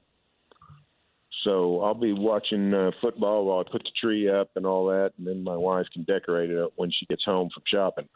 But refrigerator full of leftovers. I love leftovers. Man, do I love Thanksgiving leftovers. We were talking about that. Get in line. I'm with you. The TV full of football and the fridge full of food. I don't know what's better than that. I really don't. So that's Americana right there. I just stood up and saluted you. That's it. And the house is empty. I'm a social person. I love being around people. But when it comes to games, like games I care about, which some of those on Friday I really do care about a lot, I just soon watch them by myself or just me and my wife. A crowd of people to watch the Thunder or a crowd of people to watch the Sooners or the Cowboys for the game I'm not at. I got no interest in that. So I don't need, I don't need really people making comments about stuff they don't know anything about. So I just soon watch it in solo. So that's going to that'll be a fun day. Let's see, BYU. They're playing UCF. The Utes at Kansas. Is that Friday or Saturday? Saturday. Friday at 10 a.m. Friday. What a bummer. For all the Utes making it's. Oh, you got the morning kickoff on Friday? Mm-hmm. Oh, my goodness. That's terrible. At least, that means people who are going to go need to leave on Thanksgiving Day. That's just awful. Yep. My condolences to the Utes. 2 years in a row. They were at UCF last year. Really? Yep. Well, that ought to be a federal law that you shouldn't have two Thanksgiving weekends back to back on the road. Both Fridays also. Oh, really? Really? Well, the good news is I think Kansas is about out of gas. So the Utes, with that offense, I think Utah could probably win. I think Utah could get to 50 again. And I don't think Kansas can get to 30. So that should be a walkover. Hey, has anybody been talking about Jason Beck for the Broyles Award? I think you ought to win the Broyles Award, top assistant coach in America. Yeah. Aaron Roderick just got nominated. I haven't seen anything out of Utah. Have you, DJ? I have not, but Jake just said he's a semifinalist. Yeah, Beck. He's a semifinalist? Beck and Roderick are both on the Broyles Award semifinalist list. Oh. Well, the job that Beck has done, because they were terrible on offense last year, and they're just mowing people down. 42 points a game, 6th in the nation. That's what happens when you get BYU guys up at Utah. It happens all the time. Well, he's done a great job. So I'm all about that. I'm all about that. And the coordinator quarterback combination at Utah has worked out better than the quarterback coordinator combination at Oklahoma.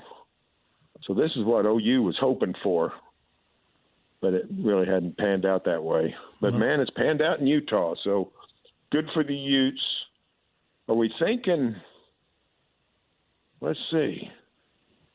Who's going to go to the Alamo Bowl?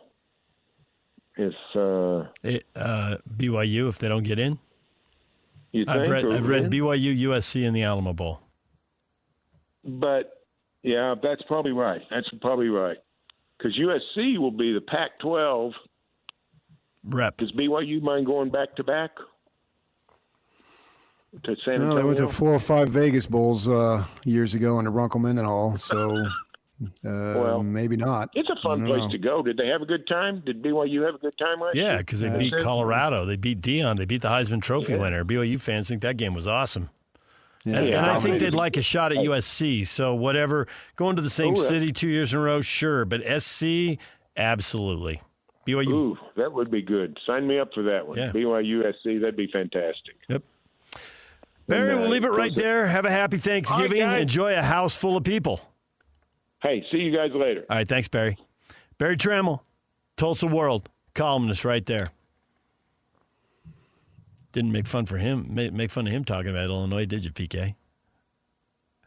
Well, he was making fun of Illinois. Where'd they come from? Right. Yeah, where did they come from? And I swear, man, they moved the Devils up 5 spots just to throw the Big 12 a bone and put Arizona in too. So now, wow, you look at the number of teams you've got ranked. You've got 5 too. Shut up. I mean, didn't it seem like that's what they did? He's totally right about the 5 ACC teams. You got Pitt losing to West Virginia. You got SMU losing twice to Big 12 teams. Twice. Yeah, twice. And I'm the tiebreakers, I think SMU's got them. I think if SMU wins, they're in. So SMU could easily be in the Big 12 or in the ACC title game. If they win that, they're in the tournament. With 2 losses to Big 12 teams. But BYU's schedule is soft and Utah's schedule is soft, and they didn't play anybody. Oh, well, all right. It's boo crap. Exactly. Boo crap, I tell you. Boo crap. DJ and PK, it's 97.5, the KSL Sports Zone. Here we go. It all comes down to this for BYU.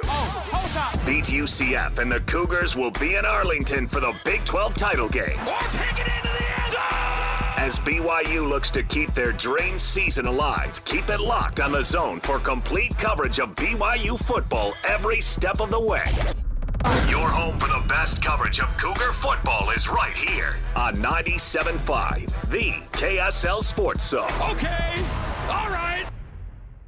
Slacker Radio Headlines brought to you by Trajan Wealth. Call Trajan Wealth today, your local trusted financial fiduciary. Call them at 801-210-6800 or visit their website at trajanwealth.com. Time to get you up to speed on everything you missed in this show. We have talked a lot about BYU holding at number 11, Utah dropping to number 13 in the poll. Fair or foul? And I've been talking about the conference bias, and PK, you think it's more brand name bias, and it's hard to pull those two apart in many cases. But how do you explain Indiana going 22-2 over the last 2 years and apparently getting 2 playoff spots, and BYU going 21-3 and getting 0 playoff spots? Because Indiana doesn't have a brand name. No, it doesn't. They got the Big Ten affiliation. And you can argue the timing of their losses because one of their losses is a playoff loss. So I get that.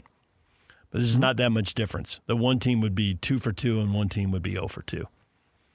And maybe BYU won't be 0 for 2. Maybe they win their next 2 games and this is all a moot point. No, I understand. Yeah, Committee can't give them an at-large bid if they earn the automatic one. Yeah, obviously.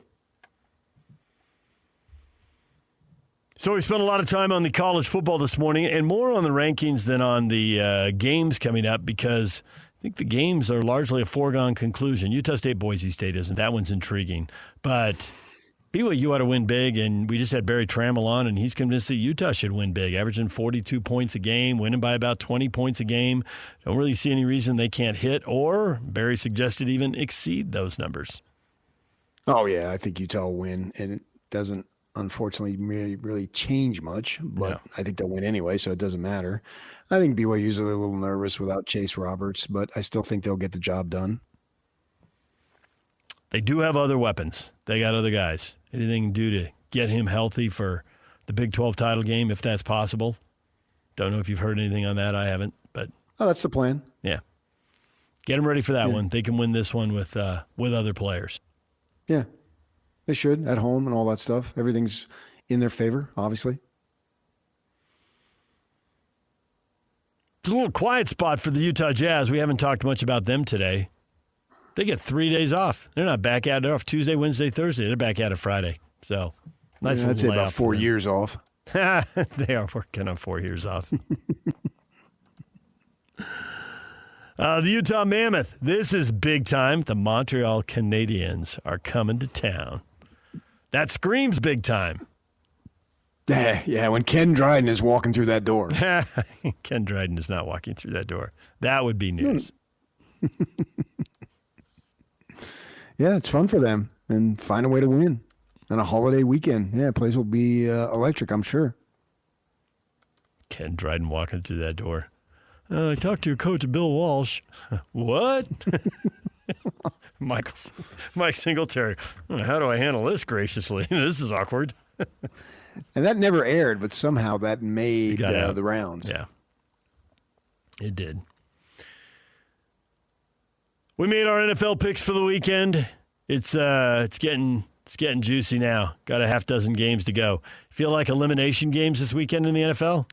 Do you believe the Dallas is 5-5-1, Kansas City 6-5? You think the loser misses the playoffs? Those are big time teams people love to watch. They love to hate. Are they basically irrelevant when this is over? Whoever loses. You think people hate the Chiefs? Oh, absolutely. 100%. I mean, there's a ton of people love them. It's only temporary. Yeah, it's just they've won too much. Oh, they were a cute team on the way up. But you got 3 Super Bowls and I think you've been to 5. Yeah, people are tired. They want somebody else. Certainly in a lot of AFC cities they want. I mean, they don't love them. You know, too many teams are bumping heads with them. They won the Outside division. Of Buffalo, who else? Well, they've won the division 9 years in a row. I think the Broncos. The other teams aren't good enough, man. Their fan base is recognized we weren't good enough. So but they are I'm now. Hate you for doing well. I think we can find some. If I'm Buffalo, that's another story. If I'm the Broncos at 9-2 right now, hate the Chiefs. I don't even worry about the Chiefs right now. I'm 9-2, and they're struggling to stay above 500. The Chiefs are the least of my worries. People also think the Chiefs have gotten a generous whistle from the referee and flags, and I know you hate that stuff, but nonetheless. I would say also Raven fans are sick of the Chiefs. Buffalo primarily, yes, but I would say Raven fans are right there. I think that's on your team. You need to, I don't know about that. No, the Chiefs. Who hates Andy Reid? Boy, he's such a divisive figure. DJ and PK, it's 97.5, the KSL Sports Zone. When we come back, your feedback next, and you've got a lot to say about the college football playoff. We'll get to that next. Stay with us. DJ and PK, it's 97.5, the KSL Sports Zone. It is time for your feedback. The playoff committee keeps BYU at 11, drops Utah one spot to 13. BYU the first team out, Utah the second team out. Tulane is the G5 team that's in. Fair or foul? Gabe says it's ridiculous. BYU has a stronger strength of schedule than both Oregon and Notre Dame. Better ranked wins, and at this rate, they ought to just go back to the computers if wins and SOS don't actually matter to the committee. No, I'm putting out an SOS. Yeah, nice. Be strength of schedule. Do they have better? Well, I wouldn't say they have better ranked wins, though. Well, I think he's just going with the fact that Utah is ranked 13 and USC is now 17, and I don't even know where Iowa's. Where's Iowa now? Right, but that's win, not wins. Yeah. Well, the best win for what is the best win for Notre Dame? Well, maybe USC at 17 also. So that was why wins, I think. One for each school. Their best win. Highest ranked team. Which I know they use that, but that gets a little funky. You could have beaten a higher ranked team if they're on your schedule, and you can't control who's on your schedule, especially these days in these bloated leagues. Okay, but what did they do against A&M? Notre Dame, 41-40. Yeah. There you go. Lost by That's a point. It. Missed extra point. Suck them. I think it's not the SC win. It's the quality of their A&M loss. Yeah. Multiple people recognizing that Jake Retzlaff might be in the playoffs while BYU is out. That's by Michael. The irony of Retzlaff making over BYU is palpable. Palpable? Palpable. What's the definition of palpable? He can feel it. It's real. Retzlaff with the last laugh. Ugh, says Shiloh. Yeah, I don't think Retzlaff's running around laughing at BYU, though. That didn't seem to be his character. No. Really haven't heard much from him at all. It seems like he's moved on, literally and figuratively. Yeah, I don't think he has any ill will towards the guys. He was with the guys in the trenches. I think those are still his guys. U-State Iceman, you can whine all you want as a fan base, but if your team doesn't show up and play, they don't deserve to be there, and there's nothing else you can do. So it's just based on one game? Yep. And so if you have a loss, there's nothing else you can say except there's going to be 9 teams with losses, maybe more. Well, certainly more because somebody's going to lose the Big Ten title game. So it'll be 9, 10, maybe 11 teams with losses who lose and get in.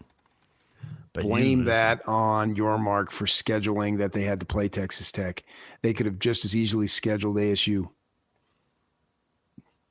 And then they probably win that game. I have no idea, but that just seems too arbitrary.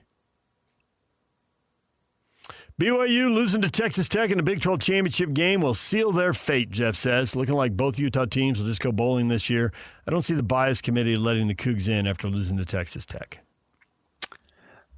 Why no one's come up with an explanation. Why would the committee be biased? Because they don't watch teams from this part of the country. I would disagree on that, man. That's a flippant response. They don't watch as much. I say they don't watch as much. It's baked in. Come on, we're baked in. We watch our teams way more than we watch, I don't know, fill in the blank. You can tape it and watch it on a Tuesday morning. There's plenty of time to watch it. No, it's not about specifically watching one game. It's more about watching and having it basically embedded in your DNA that this team is good, these teams are good. And that's baked in for decades before you get to the 1, 2, or 3 years you're on the committee, whatever it is. Those are all assumptions, man. How do I argue with assumptions? I mean, what fact is there behind it? I win. Thank you. Thank you. Good on, everybody. That's just feelings.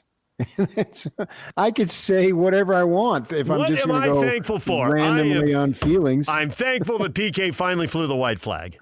Yes. Sure, on nonsensical, unproven, determined feelings. Rock solid logic. Yeah. It's strong. You got me there.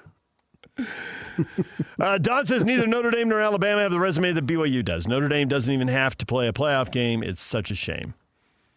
Yeah, that would hurt if the second Texas Tech loss eliminates them, and then you got these other teams that don't have to play them. But the committee will say it didn't eliminate them. They were already on the outside looking in.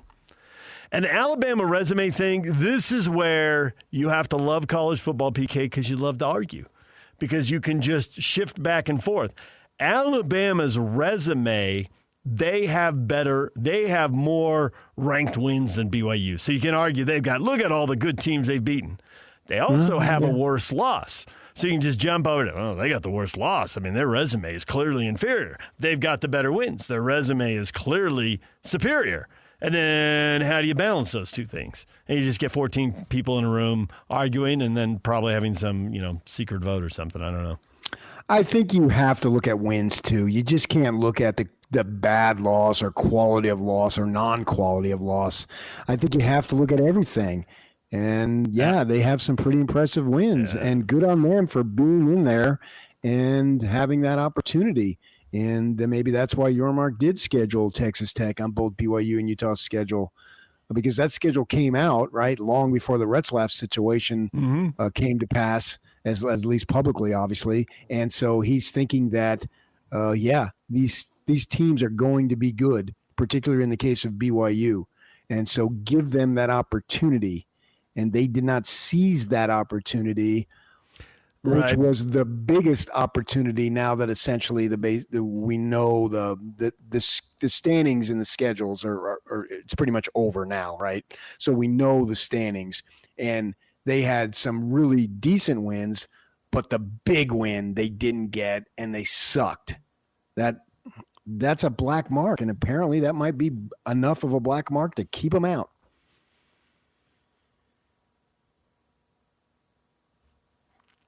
That is hard to argue because that is going to do it. You got 3 good teams. You get 1 in.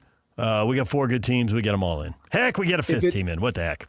If it does do it, I'm not there yet. Classless Skip says, DJ, I miss talking about the UPI top 20. Old school. The UPI top 20. When did that go away? Mid-'80s, early 90s, somewhere a long time ago? Who voted on the UPI? Coaches. Coaches had the UPI poll. So it's just the coaches poll, and they just replaced it with the coaches poll. And the coaches poll, it was taken over by USA Today. So whenever UPI started to flame out, it was United Press International. It was the so this is the UPI poll, to AP. Yeah, it's just not called UPI anymore. So coaches. Okay, I did not. It's just sponsored by somebody. I didn't realize that, or I didn't remember that. Yeah, it's just sponsored by somebody else. It's still a coaches poll. We just call it the coaches poll now. And it was the USA Today coaches poll for a while. I don't know why we're not calling it that anymore. I don't know, man. Yeah. All right, DJ PK, we're out of time. Happy Thanksgiving. Enjoy the food. Enjoy the football. Enjoy the friends, the family, whatever it is you're doing. And we will talk to you Friday morning right here on The Zone.